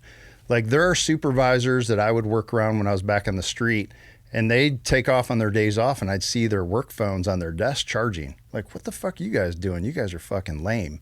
Because, it's called taking time off. I know, man. And believe me, that's one of the things, like, I think because as agencies see people that are willing to put in that kind of time, I always say good work brings more work. And especially in smaller agencies or within a team environment, if the bosses see that like, hey, this guy's a hard charger, he's always available, he's ready to do it, they just keep dumping more shit because it's easy then. Like, okay, I know I can give this shit to Travis and he's good to go. Looking back, that was fucking stupid. Like I should have said, yep, I'm on my days off or I'm going on vacation. And to be honest with you, Andy, some of it's kind of like I regret because I was probably arrogant. Like, my other fucking people on the team can handle this shit. Like, they don't need Travis. Like, what the fuck am I going to bring to the table while I'm on vacation? But it's just what I did. It's how I lived my life. It was definitely 24/7. And with the team, man, and the difference with and I don't know if I assume it's like this with all teams. In fact, I heard you talking to one guy and he said, like when you're on SWAT and like something kicks out and you're not there, I'd almost feel guilty. Like if I was up north in Arizona and like I know my team's going to hostage rescue, I'm like, son of a bitch, like who's responding? Do they have enough? Like and it wasn't because you necessarily had to get in on the actions, because I hope my team's okay. Yeah. I hope, because we bred that. I mean, that's another reason I think people don't necessarily like teams, or even maybe with the SEALs or, Green Berets, whatever. There's that tight knit. And at least it was with our team, like we had each other's back. Like it was no matter, like we did stuff on, our off days together. Our bosses would teach us that like, hey, we need to hang out. You need to know each other's families, because if shit goes south or if someone gets hurt, we already have those relationships built. You're there for one another. And we lived and breathed that. So I probably took it to the extreme. And I do have some regrets about that maybe I could have been different. I don't know. So, well, it sounds like your work-life balance was just work balance. It was stupid. You mean you're describing the environment I grew up in as well. Mm-hmm. The only people I knew were the people that I worked with. Yeah. So when we weren't at work, right, we were talking about work. Yeah, it's shitty, man. In hindsight, it's shitty. Yeah. One of the healthiest things I heard, it was from a deputy here in Flathead. He said, I want to have a social circle of people outside of work. Mm-hmm. I do think that knowing the family members and the people that you work with is essential, especially in a small group like that where you can be there for the support. But it is also something that can be taken too far. Right. Because if your work-life balance is work, that's a ticking time bomb. Yeah, absolutely. Especially when you leave. Yes, for sure. The one thing that would bug me when I would try to have those circles, everyone always wants to know about your job. And a lot of times you'd be like, man, I can't even, you get this stupid ass question. What's the worst call you ever went on? And sometimes I'd be like, you really want to hear? Let me fucking explain it to you. Do you want me to draw you images? Like people, I just hated questions like that. So you get to a point where like, yeah, I just want to be with my brothers and sisters. And yeah, and I think that's a problem that across the law enforcement community that could be corrected to help people with mental health for sure. Was your job impacting your marriage, your first marriage? Was she an officer as well? No. She was a teacher, but that's a whole nother thing. But yeah, who knows if it could have, but we were married for 18 years and there was a lot of shit throughout that whole marriage that, but. How old were you when you got married the first time? Oh, fuck, 25. Man. I think I was 23. Okay. Yeah, and you just got married. Yeah. I was married for 1 month shy of 20 years. Oh, no shit. Yeah. Okay, so longer than me, yeah. It's a long time. It is, yeah. Second marriage better than the first? Absolutely. Yeah. I've heard that from a lot of people. Yeah, and I think I was one of those guys, I'm like, fuck that, I'm never getting married again. I've never heard a guy say that. Yeah, exactly. Or a gal. Yeah. And I meet this girl, and we just clicked, and she was definitely a rock for me through all this shit. And sometimes officers marrying other officers don't work, but this worked with us because she is not afraid to tell me, Travis, you're fucked up right now. You need to get some help. And we just have that kind of relationship. We don't pull punches. We're always honest. And so that the second one is amazing, and it definitely has kept me alive. I don't know how she does her job. Internet crimes against children. Let me tell you that's. First off, I couldn't be a cop because I would be in jail. I know. Later, the first day of my shift, I'm like, hey, sweet guys, you know those cuffs I carry? I'm in those now. Oh yeah. Especially if I worked internet crimes against children. And it is we aren't even scratching the surface, man. Like the stuff that they see and how far behind they get with cases, it's like it's a sick freaking world. Jail is not bad enough for those people. No. And I think most of society would be okay with that. I mean, if they really knew what was going on, the sick stuff, and that has... Oh, if you laid that shit out in the public eye and then said, hey, the punishment is I'm going to kill this person with a potato peeler, they'd be like, fucking Roger that. Right. And I really think most people would be like that. And our team did a lot of takeoffs for them to where they'd run these sting operations to where they would play online like 14-year-old girl or mom selling 14-year-old girl. And we would set up in vacant houses because we had a lot of private organizations that would throw money to their units, set up, and we would sit there and our team, my squad, the whole day, like boom, boom, boom, like UPS drivers showing up, like bringing teddy bears and flowers to hook up with what he thinks is a 14-year-old girl. Are you fucking kidding me? I'm not kidding you, man. Like Mesa's, I'm sure it's like going all over the country, but in the Phoenix area, they'll put all the pictures on the news, and it'll be from like 3 or 4 day work cycle, and there's 15, 16 people. So we're taking into custody 15, 16 people. How many more are out there doing this shit? And how many more people are actually hooking up with these kids that are online doing shit they shouldn't because their parents aren't watching them? It's crazy, Andy. Like, I couldn't do sick, that, man. Like the UPS guy who shows up with the teddy bear and flowers. Man, I honestly don't think I could restrain myself enough to just put that person in handcuffs. I know, and because all I can see is my own daughter in that. I know, and let's just say I'd get real fucking creative. I know that shit with my daughter. And the problem would be is the detectives would say, like, obviously if we had to do work, if they wanted to fight, we're going to do work, but the detectives would be like, if you cannot get into a scuffle with them, like that really helps us in our interview, because then they'll want to confess. They'll say, yep, I did this, I thought this, but if they just get in a scuffle with the police, they're less likely to want to spill their story. Did they generally appear to be, I hate to use the word normal in appearance, but if you would see him walking down the street or in the store, you'd think, like, I'm telling you, man, UPS guy, he just got off shift. Like he's in uniform still. So these are the type of people. Michael works at UPS. I'm not, and I'm not saying UPS, please don't. No fucking teddy bears and flowers for you, Michael. We're going to have a little special time chat after this. I mean, it's just crazy, man. So I don't know, brother. It's sad. It's a sick world. Quite honestly, it is. How does she do it? Well, she doesn't do it anymore, but how the fuck did she do it? You know, and she did it in Seattle and then she did it at Mesa. They do say that female detectives have an easier time with it because male detectives, when they would watch this shit, because they're constantly having to see images and see things going on, that there could almost be a disconnect then with their own kids or children in their lives, like giving them a hug, doing whatever, like, oh shit, is this inappropriate? And it can really mess with people's heads. So you can't unsee some of that shit. And she, she didn't like it. And they have techniques like they would minimize the screen to like just barely enough of the image so they're not, but man, I couldn't imagine. Like, it's disgusting. I'm really glad that there are people out there like her that are doing that. Mm-hmm. I could not. No. Does Flathead have a unit that does that or no? Yes, they do have an internet crimes against children. I'm trying to think. The guy who does it is, I want to say KPD, but I might be incorrect. I'll leave his name out of it. But yeah, they have sworn officers doing that type of stuff. And I suspect that shit's going on anywhere that there's the internet, because it's a beautiful thing, but also that connectivity for young minds that don't know that they're being preyed upon. Right. There's a company, not a company, an organization just up in Whitefish, Deliver Fund. I've had them on. Nick McKinley and Kara the Huntress, and they do a lot of human trafficking. Mm-hmm. But in that, I mean, they're talking about people kids that, through fucking Xbox. Yeah. For sure. And it's like were enticed out of their house and meeting somebody in a fucking van. Mm-hmm. Like not down, like the, van down by the river, but at the end of the street. Exactly. Yeah. I mean, most every app or game has some sort of messaging function on it.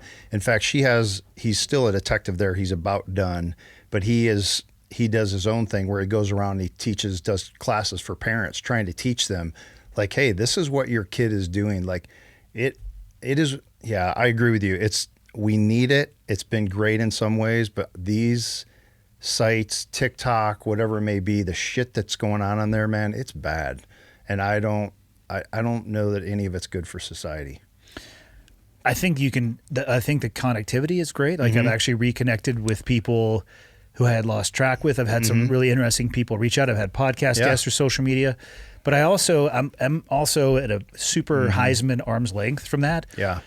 Not under like, seeking out anything other than like, hey, here's a fucking picture of my backyard. Right. You know what I mean? I post that shit. Yeah. Yeah. So Yep.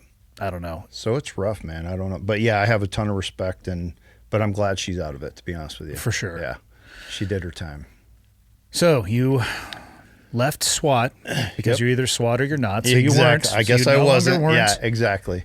So yeah, promoted. And so this was 2016, January 2016. So now we're back in a black and white? Black and white. Me driving, typing on your fucking computer, aren't you? Absolutely. I'm pretty damn good at it too. Actually, you can get pretty good doing one-handed stuff. You know what they need to freaking do? And I heard there's stuff out here. There needs to be some really good voice activated stuff. Oh, like a dictation? Yeah. To where like if I'm rolling down, I can, that would help a lot. Cause it is a bitch. Like when you're. You know what would fuck that up though? What? The radio. Yep. So my buddy who is a sheriff, who remain nameless, we'll make up a name. We'll call him Nelson. Okay. He fucking calls me every time. I get calls from him, and he's only calling me when he's at work, and I know that. Oh, you hear the fucking radio? Because the radio. So that's why I was thinking when you were saying dictation, it would fuck it up because he has it on. I rolled around with an earpiece, and you could turn down your in-car for sure, so you can still hear shit. But yeah, it's bad. It would be better than texting or typing for sure. Hell yeah. 6-to-1 ratio is what I used when I text and drive. 6 to 6 1? letters, look up. 6 letters, look up. That's pro level, though. I recommend for most people 3. Okay. Yeah, don't text and drive, people. No, man, it's bad. Yeah, I've seen a lot of accidents like that. So, yeah, 2016, so we had what was called the STEP program. So you're not officially promoted yet, but you go with a senior sergeant. Well, it's not even necessarily senior anymore because they can't get guys to do it, but you're going to roll around with a sergeant. They're going to show you how they think calls need to be handled, how to do the paperwork of a sergeant, do timekeeping, things like that. So I get put with a senior sergeant. It is literally my first day with him, first call out of the box. We had done briefing. We were working day shift, which was 6 a.m. to 4. Briefing was at 6:10 in the morning. We do that. We're doing a little bit of office stuff. And a call kicks out. And the call is...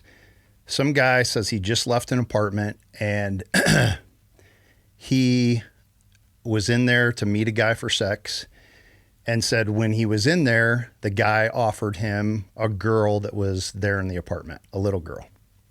Didn't see the little girl or anything. So the call kicks out on the radio and we're going to take it.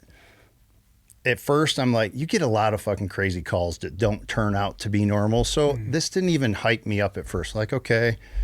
We'll see what happens. So head out of the office and we start rolling towards the call.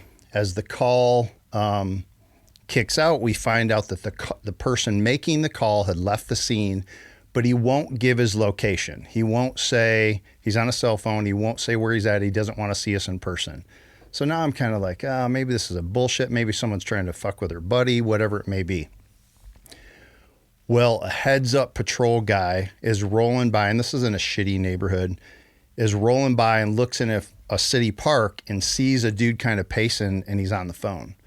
Heads up patrol dude goes, goes over and because he's going to the call too, goes and makes contact with this guy. Sure enough, it's him. So now we're like, okay, maybe it's a little bit legit. He starts giving more details. Like, okay, but we still don't have a ton. I don't even think he knew who the name of the person was. So we roll up on scene. The patrol lieutenant comes. There's officers there.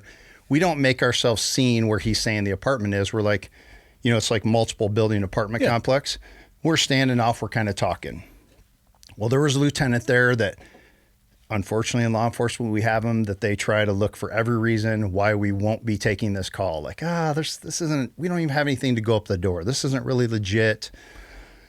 Well, with me, again, the confidence coming from the team, like yes, I have respected you as a lieutenant. I know it's my first day, but Lieutenant, this is all day long. We can do a knock and talk. It's not your first day as a cop. Yeah, I can go up. Let me take a couple guys, and the senior sergeant, he's not saying much. Let me just roll up with a couple guys. We'll knock on the door. Let's see what happens. No different than narcotics guys will do that with like, hey, a knock and talk. We suspect there's drugs being delivered out of this place. If we don't have anything else, let's just go up and talk. So after some deliberation and this guy not wanting to do it, finally he's like, okay, do it. So I'm with a very senior squad. This senior sergeant is, because on your seniority, you can get good days off. Like these guys had Friday, Saturday, Sundays off. So they were all senior. We walk up and this is the first time I ever told this whole story. So I'll do my best. But so we walk up and knock on the door, and I'm kind of standing behind the patrol guys. They've got, ready to do cover to cross on the door. Are you back in your uniform at this point? Yeah, I'm patrol uniform. Fucking starched out. Oh man. Yeah, we were allowed to wear outer carriers, but yeah, I've always been pretty particular about my uniforms. All right. But yeah. I'm just saying, you went from the SWAT world where I bet was a little fast and loose. Exactly. Where I was wearing t-shirts and BDUs and you're fucking gig lined up and buffing your buttons and shit. Exactly. It's first day in training. I gotta look sharp, right? So guy opens a door and he's dressed like a female, but like in a pink ballerina type bullshit. So immediately, like, that's enough for me. And he's got makeup on. Like, it's like something wasn't fucking right. I tell him, grab him. So they grabbed him and pulled him out. So we're like, hey, we told him why we're there. He's not giving us any information. Said, fuck this. This guy gave us enough information. We've got exigent circumstances. So we're going to check for the welfare of possibly a little girl that's being held against her will. So we go in the apartment. And I hadn't worked with these guys, but they're doing the best they can to clear it. So they're moving up. Well, I noticed right to the right, there's like a closet door or some type of door I know. I said, hey, you guys continue. I'm going to hold on this door. When you guys get done with the rest of the apartment, we'll do this. So they get done. They're like, all right, Sarge, we're good. So open the door, and there's not enough space. So I open the door with one hand, I got the pistol in the other. We opened it up, and it's like a long, extended closet, about the length of this, like a storage type deal. And it's cluttered, shit everywhere. So I'm kind of searching it. I don't see anything. And then I look about 6 feet in front of me, and there's like a black trash bag that doesn't look right to me. Like, what the fuck? In the closet? In the closet. So I holster, and I go to touch the bag, and a little girl's head pops up. Yeah. And she's bound with duct tape across her mouth. Smell is just overwhelming of feces and urine. Immediately grab her. There's no expression on her face. Shaved head. How old? Like under 5. Fuck. So grab her and take the bag off, and there's liquid. She's sitting in her feces and urine. Her wrists are bound with duct tape, and her hands are bound with duct tape. So we immediately get her over on the couch. We're taking that shit off. Still no expression. Like, just she's freaking blank. So obviously just a shock to the fucking soul, man. Like, no, I've never seen anything like that. So I look out, and the sergeant training me was behind me. He lost it. He couldn't, he's checked out. So I'm like, fuck, I got to run the scene. So good to go. I walk out, and they had sat that dude out on a freaking chair out on his little patio in the apartment. Everything I could do not to end it right there, because I knew what we had just been told, like, this guy's trafficking this little girl. So handle the scene. When a scene like that goes on, I mean, once it started going, like, everyone's there. Patrol commander. Yeah. We dispatch a detective group because we're going to turn it over to them. And then when that goes on, you have to, as a scene supervisor, you have to give them a brief of like, hey, what do you have? And so they get there, and I'm telling them this stuff, and I see the emotions on their face when I tell them what I just found. And it's just everyone's just shocked. Like, what the fuck? The fire guys, Mesa Fire, ambulance, everyone's just like, what the hell did we just find? So I do all that. My sergeant was with me. He just couldn't, there was just not much there. We went to the hospital, and then because she was going to the hospital, so we need to send officers there with her. And I said, I'll go. And we brought detectives there. And so for the next few hours, I sit there at the nurse's station. And at that point, we have a peer support group. They're responding. Actually, I knew a lieutenant responded, who then was the female I was talking about being my SWAT commander. We kind of knew each other, but not real well. She was actually the person that responded for me as peer at that day. So then you proceed for the next few hours to hear about the injuries, to the point where one of the nurses came out, she threw up because she's having to examine this girl. So it was pretty shitty. So definitely, it immediately changed me. So now what's the department do, right? What do they do for all of us? So we go through the process. There's a big debrief that goes on that they bring in every unit that was there. We're told we have to be there. So it's this group of 40, 50 people. Detectives are now involved, and this guy gets up and he does the best he can, but tries to talk to us about mental health, right? And does anyone want to share? Well, I couldn't get out of that room fast enough. I'm like, fuck this. I don't want to talk about this, especially in half these people I don't even really know. Well, it's a perfect storm at that point. So what am I supposed to do? I'm brand new in the training program. I want to fucking promote. I want to finish this training program. My training sergeant doesn't want to talk about it. I never get approached by anyone else in my department like, Travis, are you okay? My commander, my lieutenant. It's just kind of swept under the rug. I immediately have problems sleeping. I can't get the images out of my head. So then I think, if I drink more, I'll sleep better, which you do for the first few hours. It's not good sleep. But then you're not even sleeping. You're just passed out. Right. And then you wake up, and then you think about the call, you do more images. So, but I went on. I kept fighting through. Promoted, went to back home for me, Central Graves. I was a sergeant there. Had some just kick-ass guys bid to my squad, new dudes that they're You went back to SWAT? No, back. So after I went through the training process with the step sergeant, you then get your squad. Gotcha. So they put me, I was able to go to Central Graves. So where I had worked on patrol, and that's where I wanted to work. And now actually there's 5 of those guys that work for me are now full-time SWAT. So just a good group of hard chargers that we had a blast. So I kept working with them, but at that point, every call was different to me. The murder-suicides that I have to go to, the child calls, and I just wasn't processing it right. Remember how I told you that before? I'd be like, man, how the fuck am I not messed up? This is easy shit. God must be protecting my head. Well, I'm not okay. But what often happens with guys and gals that are struggling with PTS, you immerse yourself into work and you go even harder. So I went even harder. I brought shit into patrol hey, we're going to do these.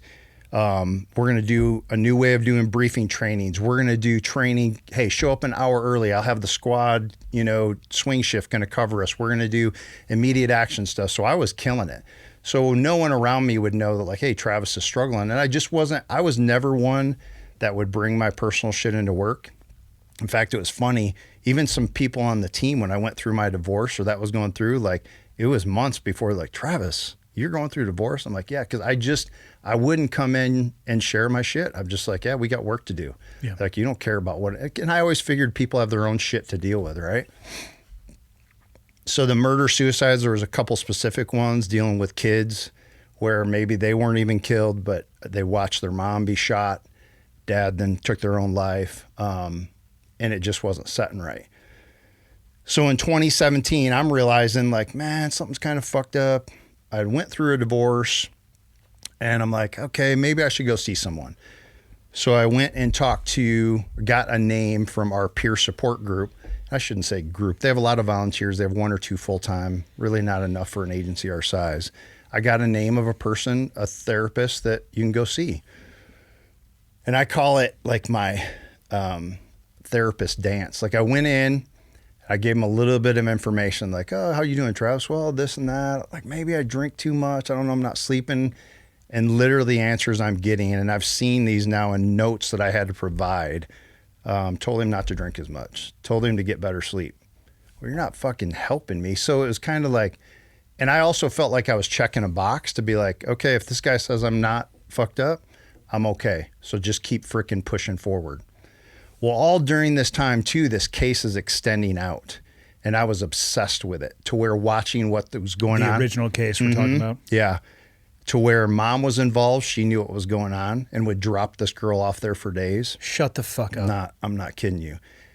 It was a fucked up thing to where even, man, like we found reports that the reason her head was shaved because she would sit out in front of Walmarts and claim her little girl had cancer trying to get money.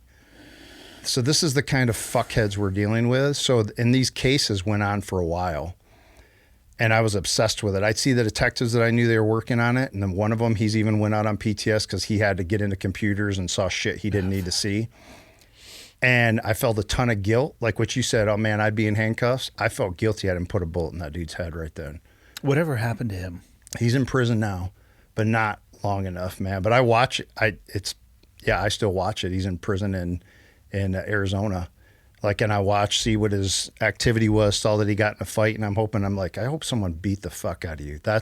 So I was dealing with that anger, which is fucked up to say, man, but like, cause I know we're above that. But when you witness something like that and just realize that that's what that person did to her, like I see like prison's too good for you, man. Oh, I couldn't agree more. Right. Prison's too good for the mom. Right, exactly. What ended up happening to her? She got prison time too, but not as long. So fucking hell. It's just fucked up, man. So where's the girl now?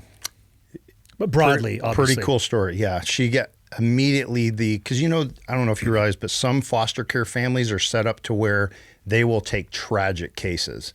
I don't know anything about the foster care system. There's some that'll say like, hey, what's your criteria?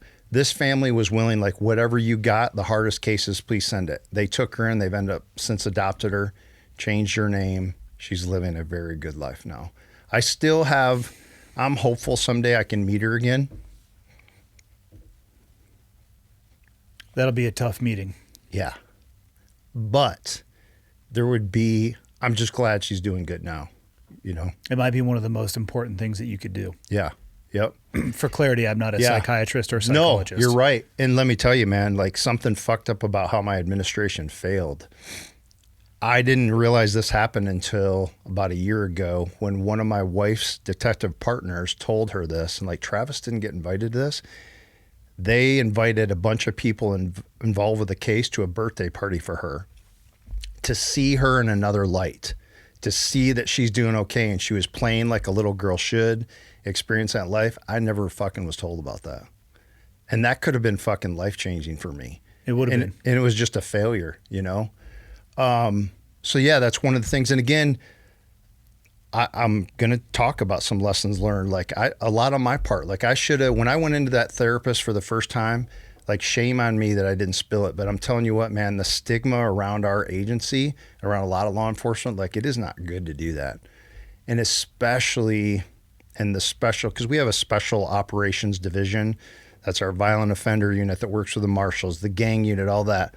Like amongst us, we were the guys that were the hard chargers. Like that shit wasn't supposed to affect us. So for me to say, oh yeah, this fucked me up.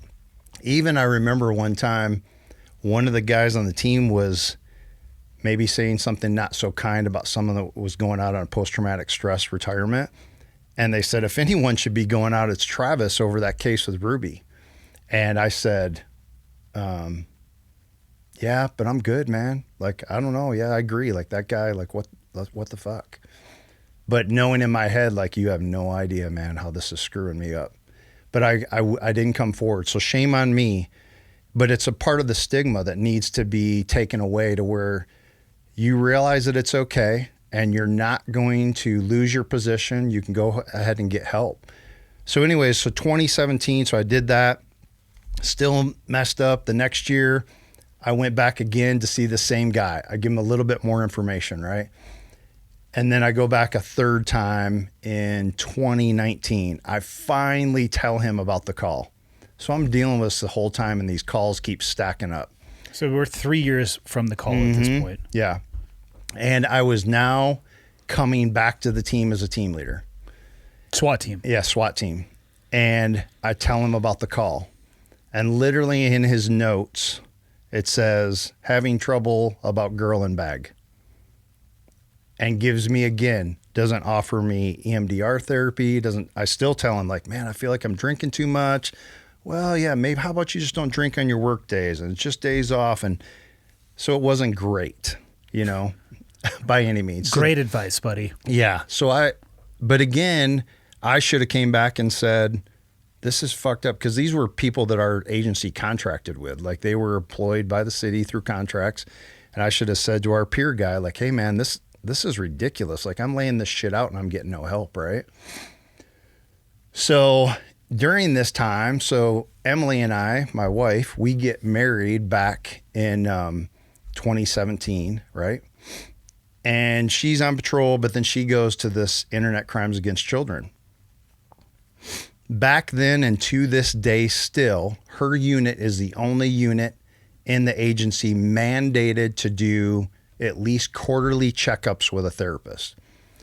Lo and behold, they didn't like the people that I had went to go see, and they had found their own through a place in Phoenix that their whole thing, public safety crisis solutions. That's all they do is firefighters. They've got military people, officers. And she's telling me through these years, like, hey, this therapist that I now go to, and actually you had Rick on from Scottsdale Fire, same therapist. And like, you got to go. And I'm like, yeah, whatever, I just had a very bad taste in my mouth. And now I'm coming back to the team. I'm like, I can't come forward now. I can't go get help. What if they say, yeah, Travis, you got to come offline? Maybe they won't let me stay in the team. Because again, it wasn't the norm. It wasn't okay to go and get help. It was not, at least that's the image that was portrayed through the agency, right? Is the biggest fear that you're going to get your badge and gun taken? I don't know if that's a movie thing or what. No, definitely the therapist, and what she ultimately did when I went in, yeah, they can say you're offline. They don't take your badge and gun, but like, yeah, you're not fit to be working right now. You need help. But for me, in that point, it was like, what if I get removed from the team? Like, this is everything. I'm now a team leader of the SWAT team. This thing I dreamed coming to Arizona for, and now you're going to take it away. That's what I was afraid of. So anyways, then now I'm a team leader. I throw myself into work. Like, I literally, this lieutenant and I that was at that point, she really trusted me. And I was constantly going to every single call. She'd call me, Travis, I need you on this one. Hey, how about this one? Even in times when I wasn't on call. Emily didn't like that. She's like, hey, you need some fucking time off. But I'd always be like, hey, the team needs me. I have to do this. In the meantime, drinking more. I was having night terrors, what I now know they are. I thought they were panic attacks, but literally I'd wake up in the middle of the night and not know where I was.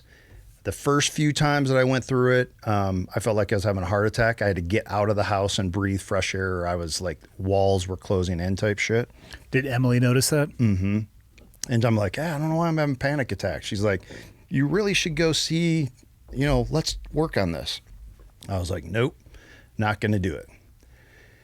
And then we're a pretty active team. Our team would do, they're now this year over 300 operations a year, but we were doing like them in the upper 200s. So we were very active, while doing our training. So we were pretty high operational tempo. And we had some pretty horrific calls, some people getting killed, things like that, to where I was making calls. Things, again, just still weren't setting right.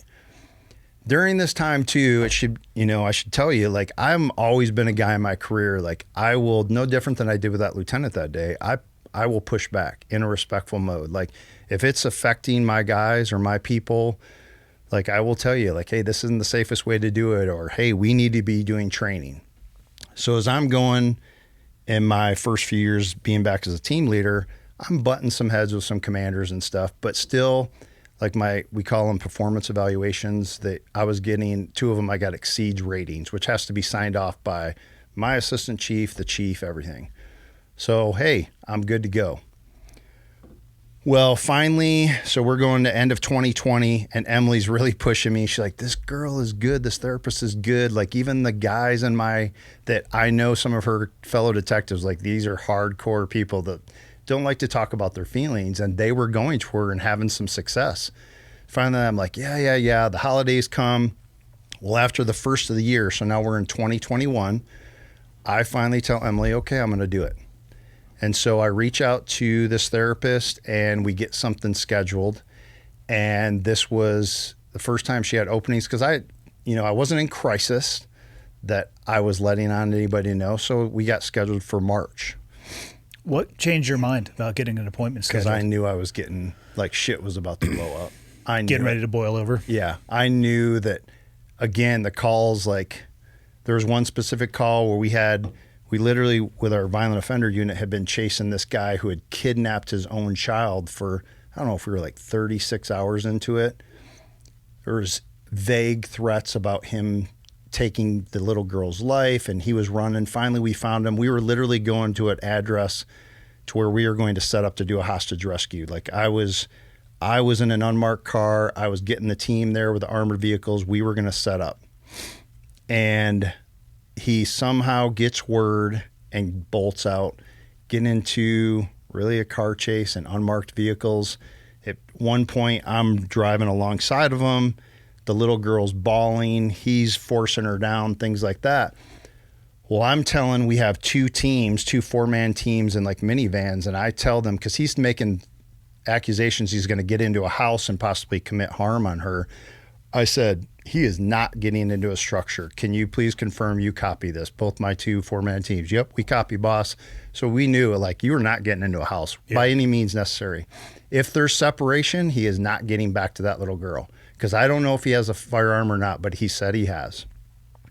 So go through a gas station parking lot in the back end. He gets out, separates. One of our guys shoots and kills him in front of the little girl. Did not sit well with me. Completely good shoot. Had to do it all day long, but all I could think about is what we just did. This little girl just watched her father die, and it was horrific. And I knew then, so it was bad. And I guess I should back up a little bit too. So the fall of 2020, Emily and I had went on a 2-week vacation. I'm from Michigan. She's from Ohio. Went back. While I was back, I saw a friend of mine that I've known since I was 18. And then one of her brother's friends that's an officer in Akron. While we were having conversations, I lost it to both of them, telling them about this call, just sobbing. My buddy tells me, Travis, you need to seek help. Emily's brother's friend's like, hey, man, like, you need to talk about this. Like, this shit was a while ago, and you're still like, it just happened yesterday. So that was kind of what pushed me too. And then Emily's like, yeah. And I even called my lieutenant and said, hey, LT, like, while I was on vacation, like, I remember I told you she was my peer person that day in the hospital. She's like, okay, but I said, I'm good, boss. Like, don't take me off work. Like, I'm just telling you I'm going to get help. Okay, I appreciate you telling me. Like, I'm glad you're going to get help. She's like, I'm still kind of fucked up from that call too. And so we were good, you know. So 2021, I make this appointment. We go, I'm literally pulling into this office of this place, Public Safety Crisis Solution. I'm the on-call team leader, and a barricade kicks out back in Mesa. Well, I can't let that shit go. So I tell my therapist, I send her a message. I said, hey, sorry, there's a call. And even one of my fellow team leaders like, Travis, we got this. They knew I was going in to do something. I'm like, nope, I'm on call, man. It's my responsibility. So I headed back to Mesa. We have like a 4-hour barricade, get the guy out after gas and all this stuff. No big deal. Go home, get a shower. I'm home for an hour. Lieutenant calls, says, Travis, we got a hostage rescue. All right. So starts telling me details. The call taker was a neighbor of this home in a very affluent area in Mesa. And they called because a little girl comes over and she had been shot in the arm, blood everywhere, and she had escaped the house. Said her mom and older sister were still inside with the father. Father was the suspect. So we're rolling there. I'm like, yep, this is going to be this hostage rescue all day long, thinking everyone else is still alive. We get there, and based on what the little girl had told the neighbor, and our negotiators obviously were involved in this conversation, like, yeah, he's about ready to commit harm on everybody else. I grab a team. We come up with a hasty plan. We're going to go. We could easily get up the side of the house and get to the back. We're going to shotgun breach the patio door, and we're going to go in. Do it. As soon as we get in there, he's on the floor deceased. Mom's on the floor deceased. The scene is horrific to the point of handprints and blood from a little girl. The drywall was smashed in where he was beating her. And then upstairs, he had shot and killed the 18-year-old in her bed. I'm hoping she was asleep. Get out of that, and I've never done this before, but as I came up through my career, like, this is a sick thing. And I now, like, tell people, if you don't have to see this shit, don't. But when you go to these scenes, you're like, oh, I want to go in and see what's this like. And that was the first time I ever came out, and I had some patrol guys coming up and some other SWAT people that had not gone inside with us. And I'm on the porch and I'm like, get the fuck away from here. You're not coming inside. Because I had people inside that it was not setting well with them. Coming and wound. Yeah. And we thought we were going in there to rescue people. And I don't know. I mean, again, hindsight 2020. I don't know when he did it. Did we pause? Whatever it may be. So we go out, come out. Immediately, lieutenants are saying, like, we better take these guys offline. It's been a long day. Let's get another agency to cover tonight. We go back to this. They're like, hey, head over to this school. We're going to do a quick, let's huddle the team up, see how everybody is. I remember getting in my car and driving over and just screaming and smashing my steering wheel as hard as I could. Because I'm just like, how the fuck does this keep happening? What the fuck is going on with humanity? And all during this time, I had never mentioned, like, this stuff that happened in 2016, it really shattered my faith in, like, there can't be a God. Like, how I was raised and, like, this supposed to be this all-powerful being, how in the hell does he let this shit go on? And that's what I was thinking again that night. Like, yep, this is fucking bullshit. No way. This is sick. And so they took us offline. And so this was a Monday. On Tuesday is usually our full team training day. Like, we would do every Tuesday morning from like 8 to noon is our full team to get together. And then we do different squad trainings throughout the week. We get there, we tell the team, like, hey, how's everyone doing? A couple guys are having a rough time. I'm having a rough time. Just like, yeah, we're going to stay offline for a little bit. Like, we got other agencies. Let's just see. Let's go back to our offices. Let's see how things are. Get back there, and we're kind of huddling up as a team. My lieutenant comes over, or she's in her office, and I had texted her about something. She's not responding, which is unusual. Like, and I know her office door is closed. Like, it's usually not good. Comes out, and she always displays her emotion because she gets super red. She comes out and she looks at me and she's like, come with me to commander's office. I knew what was going on. Like, something's not right. So go down. So we had just had this call. My father had just died within the month. And she knew I was dealing with this shit still. She tried to tell them, let's hold off on this. But I get told in 5 months, I'm being removed from the team. They're going a different direction. Never, still to this day, have not been told exactly why, other than they've tried to change the culture of the team, whatever that may be. But with that happening then, I was like, how the fuck? Like, they know what we just went through, and this administration's doing this to me. Like, there's no reason to tell me today, and that's what my lieutenant was saying. And so I went home. My lieutenant's like, hey, just go home for the rest of the day. I'm like, okay.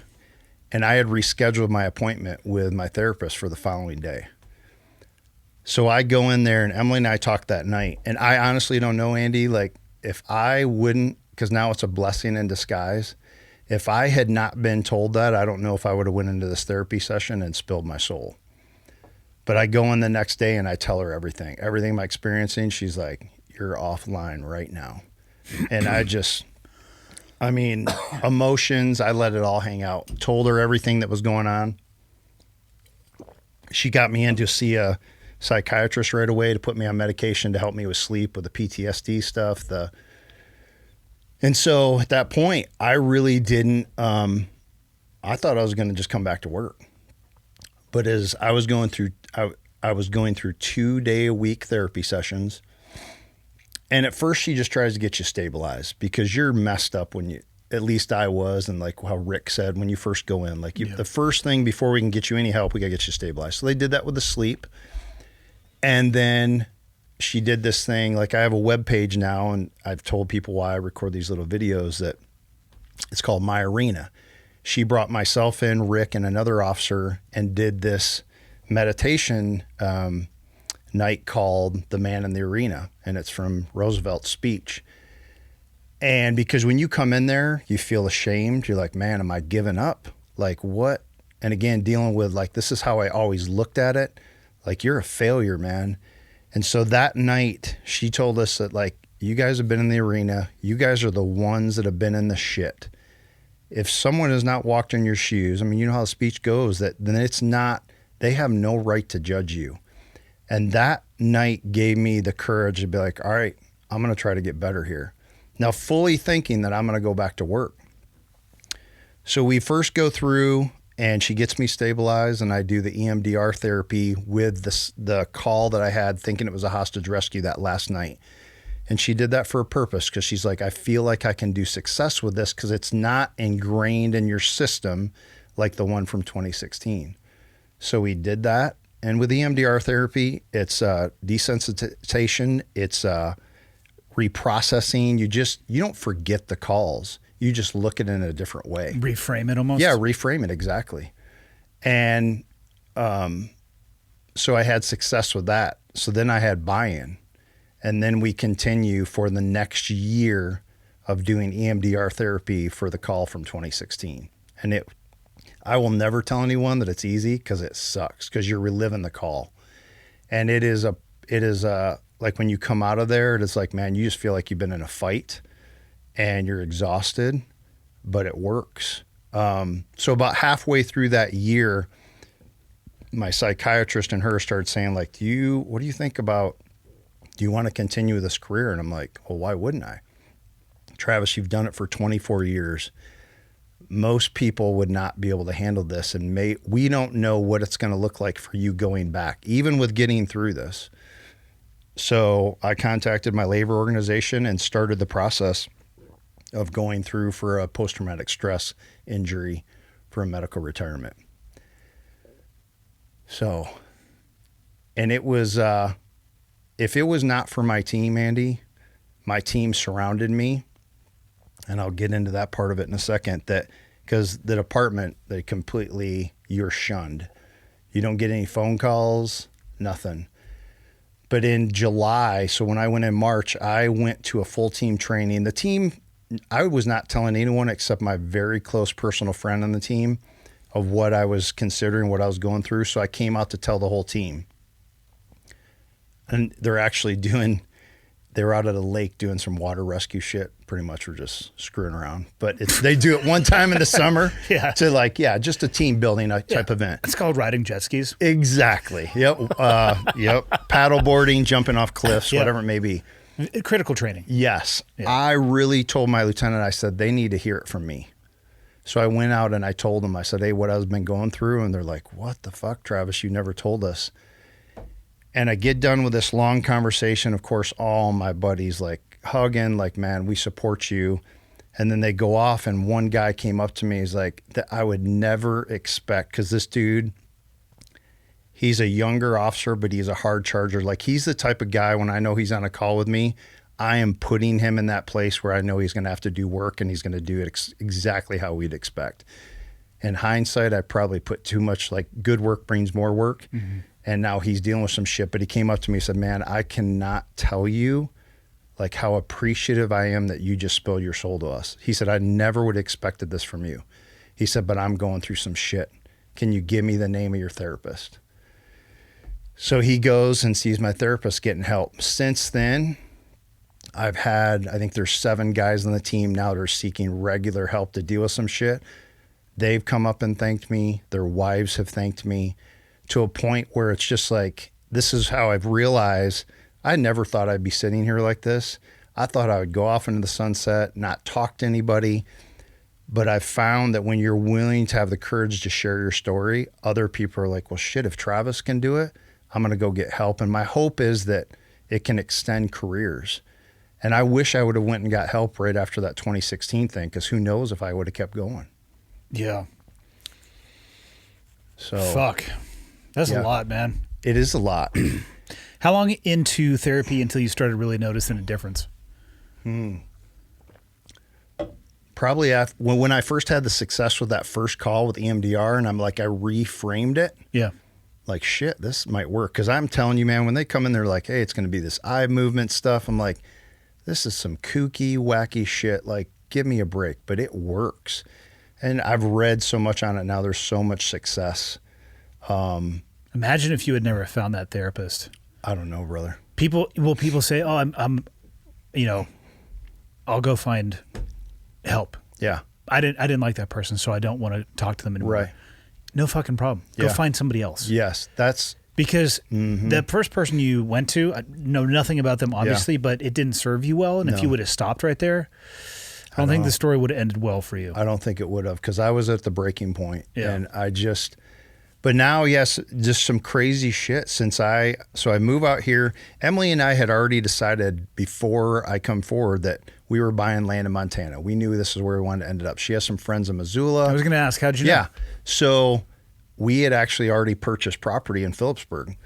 And when this all starts going, we're like, well, I guess our time frame is speeding up. So we just fucking made the move, and we're renting right now, and then we're going to build. But a funny thing, after that happened, when I came forward and the team guys are like, yeah, Travis, thank you so much. Now we know this is okay. So I started making these little videos, and it's stupid, man, to be honest with you. Like, it's on Instagram. None of it's scripted. I put out these little videos, and I've had so many people from my agency come forward and send me messages like, Travis, thank you. Like, I've talked about different triggers I've had. Like, I had to really process through, like, I couldn't look at or touch duct tape because the shit from that day. And I just put out a message about that, and some officer that I barely even knew from Mesa sent me a message like, I had no idea that that's what was wrong with me. I'm going to get help because there's this one thing that I'm having a problem with. It's a sticking point. And so how I got up here, man, is like, so I know the undersheriff, Flathead County. We've been part of the SWAT community together since 2010. I went to the national conference. He taught the first class I ever went to, tactical scouting. And so he had called me as I'm driving up here to Montana, pulling my shit up here, and says, Travis, you want to come do a debrief at the Tactical Leadership Conference in Kalispell in March? I'm just like, sure. But I had just told him my story. So I hang it up. I'm like, yeah, I got lots of debriefs. I mean, we do those things. But then I call him back and said, hey, what do you think about me talking about post-traumatic stress? He's like, hell yes. So I had like 2 weeks to prepare. So I go in front of these guys, team leaders here in Kalispell, and that's how I got connected with you. I give my story. These people come up to me and they're like, man, thank you so much for being open and honest and raw. And that's how I got connected with you. And now I'm coming back in October to do the Chiefs Conference here. And then the National Tactical Officers Association is having me go to Milwaukee in September to do a 2-day seminar on the shit. So I'm like, it's crazy. So at times I've thought, man, what the hell am I even doing? But it's then one more message comes to me like, hey, thanks for sharing your story, because it gave me the courage to do it. Yeah. So. Have you found living in Montana to be cathartic? Oh, man. Do you hunt? I do. So, yeah, this weekend, buddy. Bow? Yeah. Where'd you, well, you grew up hunting, probably. Yeah, right? I grew up Michigan? in Michigan, tree stand hunting, so this is totally different. That's not fucking hunting. Oh, man. That's snacking until a deer walks by and doesn't look up. Listen, I'm going to prove you guys wrong, because so many of the locals tell me that. They're like, oh, that's not hunting. I'm like, it's an ambush. It's perfect. But no, that is true. It's going to be an experience. But I've got... Were you able to get a resident tag, or did you have to go non-res? I have a resident tag. Good. So I do. Perfect. Yeah, I do. So it's good. So I'm looking forward to that. It's been peaceful. I mean, Phillipsburg, I don't know if you've ever been. I don't think I ever have. 900 people. It's got a little brewery. Where they get the water here. They do that. And it's just, I don't see the Mesa cars anymore. I don't hear sirens as much. Yeah. It's been so peaceful, man. So it's just, and I know not everybody can do it, but I think that's why I meet so many retired law enforcement and military that come to Montana. It's crazy. Yeah. They're all over up here too. Yeah. So there's something to it, you know. You want to get away from that shit, you know. Yeah. So when are you starting your elk hunt?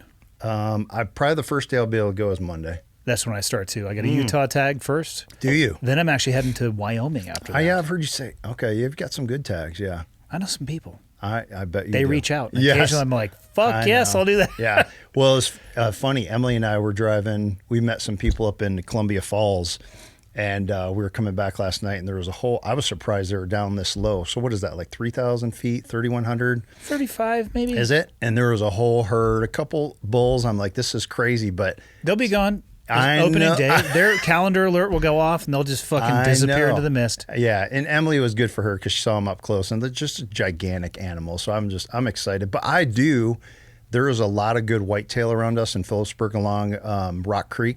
Muleys too, probably. Oh yeah, muley's good. But I'm partial to whitetail because coming from Michigan. Yeah. And there's some big ones along the creeks and the river and I have access to a ranch that they're like, yeah, you're gonna be the only archer this year right now. So At least you get first crack at it. I know. So I'm excited, man. Yeah. I'm excited too. Is Emily going to come hunting with you? You know, she is an animal lover. So Me too. Yes.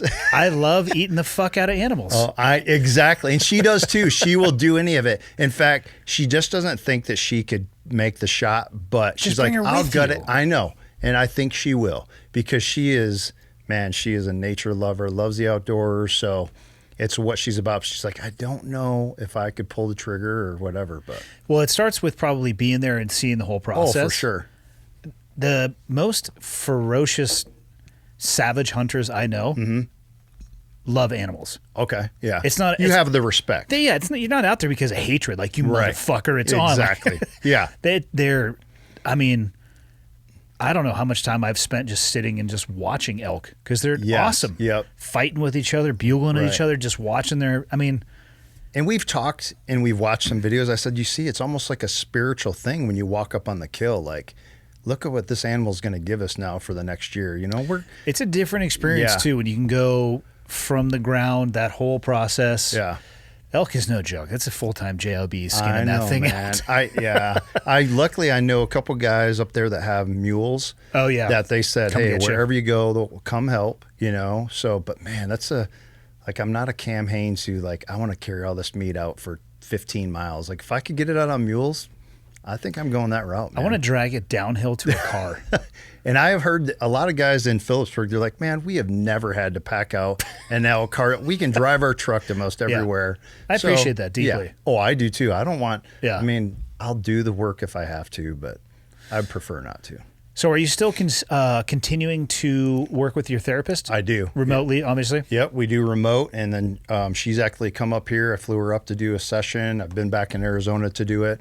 So yeah, she started a nonprofit called Line of Duty in Arizona because she's really behind. I don't know if I think you've probably heard of it from your community, watching with ketamine treatments, which in Arizona, they've kind of touched the surface of it, but a lot of chiefs are like, we aren't letting our people do ketamine. And then if you've been watching these brain scans and things that have been coming out, there's been some Phoenix firefighters that have went and paid for themselves to do it. And man, it's crazy. So we're just trying to educate people as much as possible. And my biggest thing is our administrations have to get somewhere they let their people know that if you're struggling, it's okay. And I understand there's a financial part to all of this.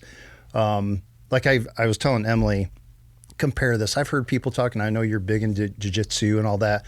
And I think that's great, but I've heard even people say every officer needs to be a purple belt or whatever it may be. And I would agree, but do you understand how many more people would have to be hired on an agency to allow for that much training? Well, the same thing comes with mental health. Like with Emily's unit, you have to go and do these quarterly checkups. Well, while they're not on the street, if it was patrol officers, we have to have people covering. Or if a therapist finds out that, yeah, I need to have 2 weeks with you. You need to be offline. That's all money, man. So, but I would say right now with recruiting and retention, what a struggle it is for agencies. I would be doing everything you can to retain the people that you already have. You can spend the money up front or you can spend the money in the tail end. Exactly. I think it's more expensive on the tail end. Right. I would agree. So but I don't know, Andy, like you said, hey, in the beginning, how do we fix what's going on in law enforcement and all this stuff? I don't know, man, but the people that pay, the taxpayers, like you have to realize, and I think it would be good for sheriffs and chiefs to come out and be open and honest, like you said about the child trafficking. People, if they knew, like, I hate to get into the gory details, but some people need to hear that this is the shit going on, or these are the calls that officers are going to every single day and how it might mess them up. And one call, like an officer involved shooting may not affect one officer, but another one it may. Scramble their eggs, yeah. Yeah. Another one maybe they just had a child born and they see an infant die in a SIDS death. That could mess them up. So there's no rhyme or reason, man. But it takes money, and it takes our administrators, like letting their assistant chiefs or lieutenants, captains, commanders, whatever it may be, know that this is acceptable to get help, and we are not going to put up with you being condemned if you do come forward. Yeah, that's a large shift inside of organizations. I don't know, man, it is. And it's a lot of times you correlate stuff with the military and law enforcement as far as there's a stigma in the military still, you know? It's getting better, though. You think so? Well, I think what started the trend was senior people being open and honest. Mm-hmm. Because if you're hiding the fact that you need to go and something bothers you, then you're just perpetuating that stigma. I think it's senior people that you look to with admiration and respect, being willing and open and honest, being able to talk about that stuff. I think that's what starts moving the needle. Yeah. And then it takes time. Yeah. Like culturally inside of the SEAL community, I've been out of it now. I got out of 2013, so I'm coming up on 10 years. I'd say probably maybe every 10, but definitely every 20, there's a cultural shift because it's, people time out. Agree. Military retirement, 20 and a wake up, meaning 20 years, you wake up the next day, it's like fucking deuces. Right, exactly. So, but it takes time for that to cycle its way through. So I think you can re-drywall the walls and put new fresh paint up, but it takes time. And I think here's an example of how it needs to change. So when I retired, 2 weeks prior to me retiring, there had been an officer that he was on a motorist assist on the US 60, which is a major highway in Arizona. He gets rear-ended, just destroyed, like physically, can't make it back, ends up getting a medical retirement for physical injury. The tradition at our department is when you go out on a normal retirement, they come to your station, your district, the chiefs come, they present you a badge, it's this excitement. He gets all that. 2 weeks later was my retirement, not a phone call, no celebration. Now my team, I did my own party and we did this thing and I had over 100 people there and we came and we did it that way. Yeah. But what that shows is there's like, hey, we don't accept this. So when I went back to Arizona recently, another officer went through, I was friends with them and kept asking, hey, have you heard anything from anyone? Nope. So I was able to meet with an executive level member of our department. And I told this person, and they were honest with me and they said, Travis, we didn't even know up in these fourth floor meetings that you and this other person had retired. Like that's how quiet it is. Like we don't talk about it. And that person actually shed tears knowing that we're fucking this up. That's the problem with bureaucracies. It is, yeah. They get so top heavy like that, and there's a huge disconnect between people making decisions and people with their boots on the ground. I agree. So, fuck. Yeah, man. Dude, that story with that girl, I don't know if I've ever heard anything like that. And horrendous.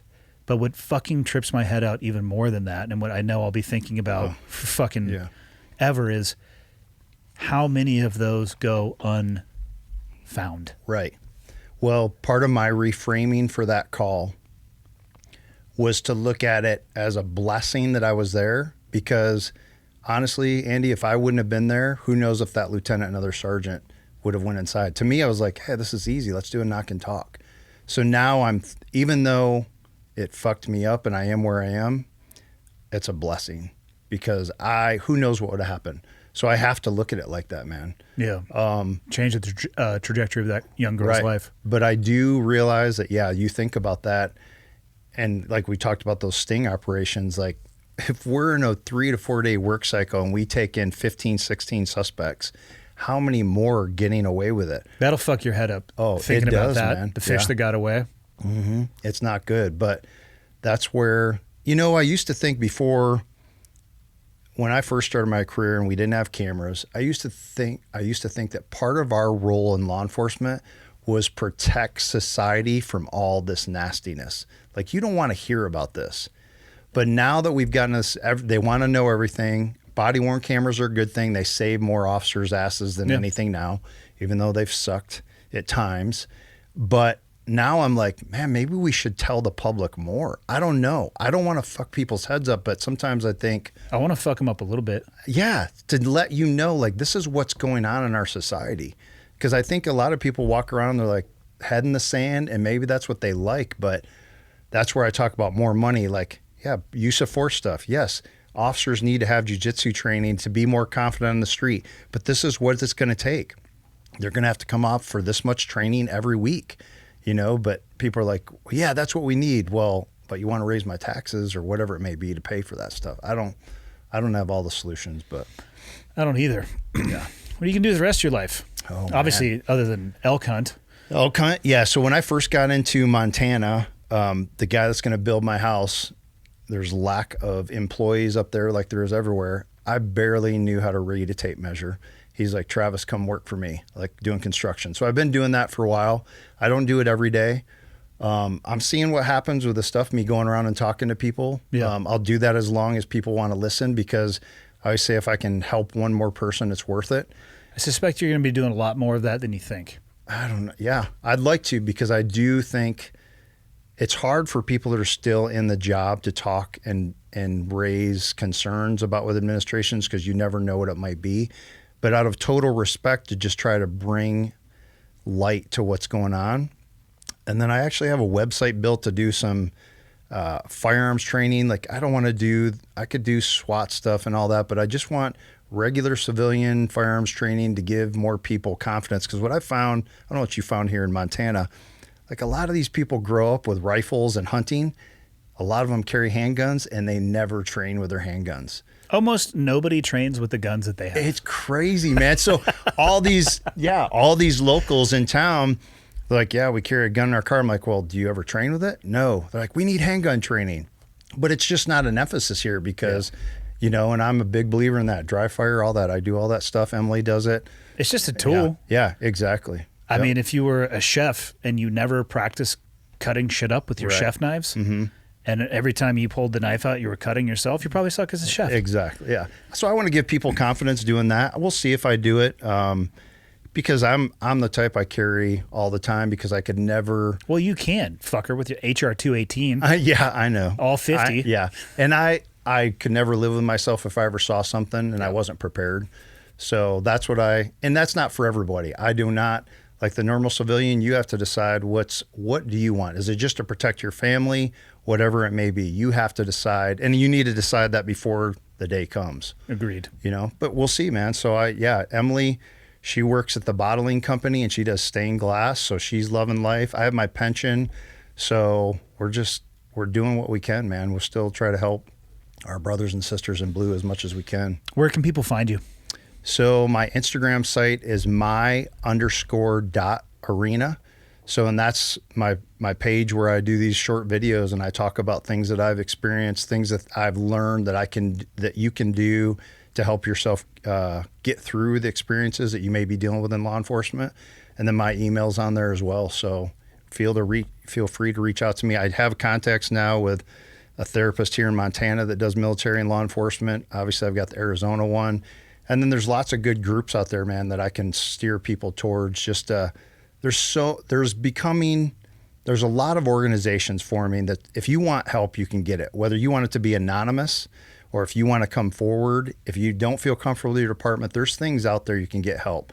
So again, as much as you can say administrations or the culture needs to change, we also need to realize if you want to get better, you have to make that step.